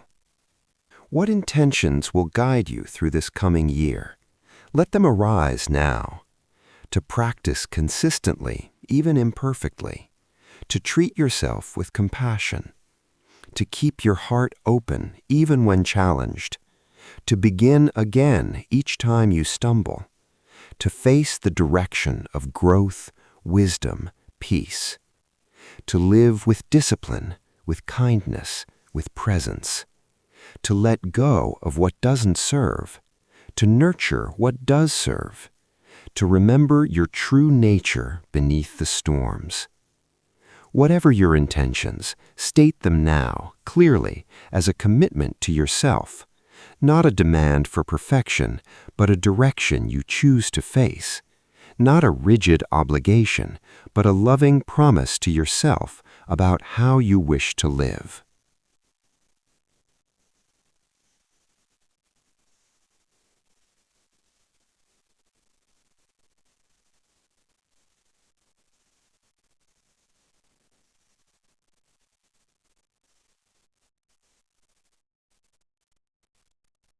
Recognizing what's always present. Beneath all the changes, from old year to new year, from past to future, something remains constant, something unchanging, always present, never disturbed by what changes around it. Your awareness itself, the consciousness that knows all experience, the space in which your whole life unfolds. This has always been here. It was present in your first memory and will be present in your last breath. It's present now, knowing these words, aware of this moment. This awareness is your deepest nature, not your thoughts, not your emotions, not your story, not your circumstances. The awareness itself, pure, open, clear. Like the sky that holds all weather without being disturbed by it, like the ocean's depth that remains still even when the surface is turbulent. Rest in this awareness now, not thinking about it, just being it. You are not what appears in awareness, you are awareness itself, not the waves, but the ocean, not the weather, but the sky, not the reflections, but the mirror.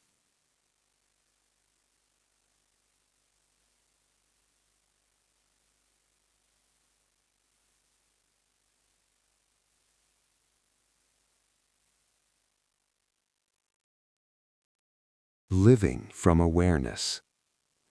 As you rest in awareness, recognize this is always available.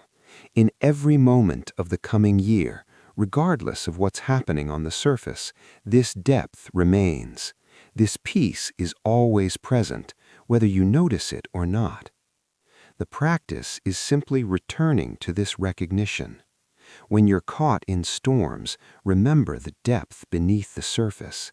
When you're lost in thoughts, remember the awareness that knows thoughts. When you're overwhelmed by emotion, Remember the space that holds all emotion without being disturbed by it. This isn't something to achieve in the future. It's something to recognize now and now and now. Each moment offers this recognition.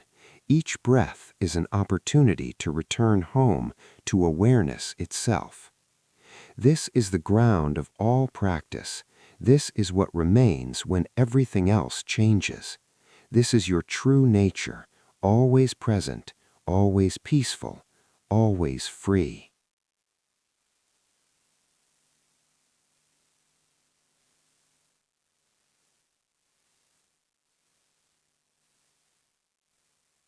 Blessing for the journey.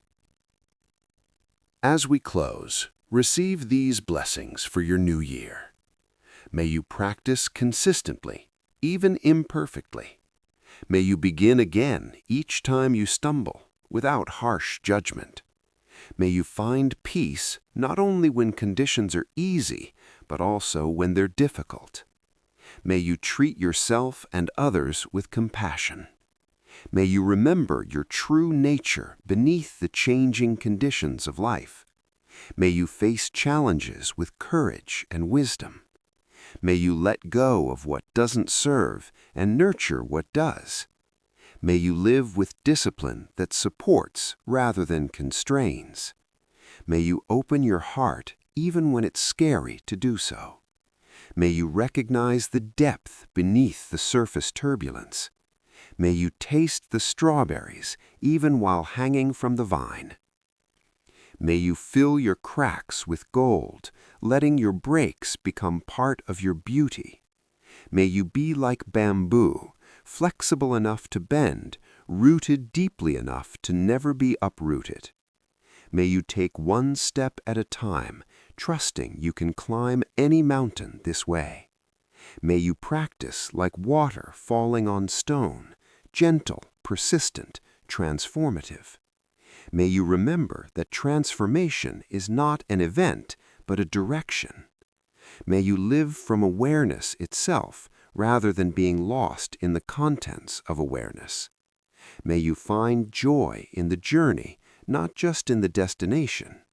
May you be kind to yourself as you would be kind to a dear friend. May you recognize that you are already whole, already complete, already enough. May you live this new year with presence, with wisdom, with compassion, with peace. And may all beings everywhere find freedom from suffering. May all beings recognize their true nature. May all beings be at peace. Take a final deep breath. Feel your body sitting or lying here. Slowly, gently, return your attention to the room around you. When you're ready, open your eyes if they were closed. Welcome to the new year. Welcome to this fresh beginning. Welcome home to yourself. The journey continues, and you are ready. Closing words.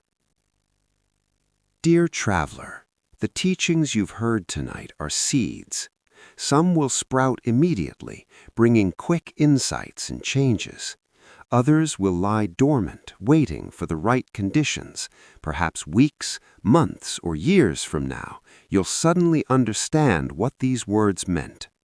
Trust this process. Trust the seeds. You don't need to remember everything you've heard. You don't need to understand it all intellectually. The teachings work on levels deeper than intellectual understanding. They work in the soil of your being, even when you're not aware of it. What matters is practice. What matters is showing up. What matters is beginning again when you stumble. What matters is bringing these teachings from words into lived experience. The new year stretches before you, open and full of possibility. It will include joy and sorrow, success and failure, peace and turbulence. This is guaranteed. Life includes all of this. The question is not whether you'll face challenges, but how you'll meet them. Will you meet them with the wisdom you've heard tonight, with compassion for yourself and others, with the discipline of consistent practice, with the flexibility of bamboo and the persistence of water, with the ability to find peace beneath turbulence, with the courage to let go and begin again? You have everything you need, not because you've heard these teachings, but because your true nature, awareness itself, vast and peaceful, has always been present and always will be. The teachings simply point to what you already are, help you recognize what you've always had. Practice consistently, even imperfectly. Be gentle with yourself. Begin again each time you stumble. Face the direction of growth. Trust the process. This is enough. The water shapes the rock not through force, but through persistent, gentle contact. You transform not through dramatic change, but through consistent, gentle practice. Drop by drop, day by day, moment by moment. This is the path. May this new year be filled with growth, with peace, with wisdom, with compassion. May you practice well. May you live fully. May you recognize your true nature. May you be at peace. And when the next year comes, may you be able to look back and see how far you've traveled, how much you've grown, how many mountains you've climbed one step at a time, how the water of your practice has shaped the rock of your resistance and ignorance. You are beginning again. You are always beginning again. Every moment is a new beginning. Every breath is a fresh start. Welcome this. Embrace this. Live this. The journey continues, and you are ready. With deep bows of respect and gratitude for your practice, for your presence, for your willingness to grow, welcome to the new year. Begin again. You are already home.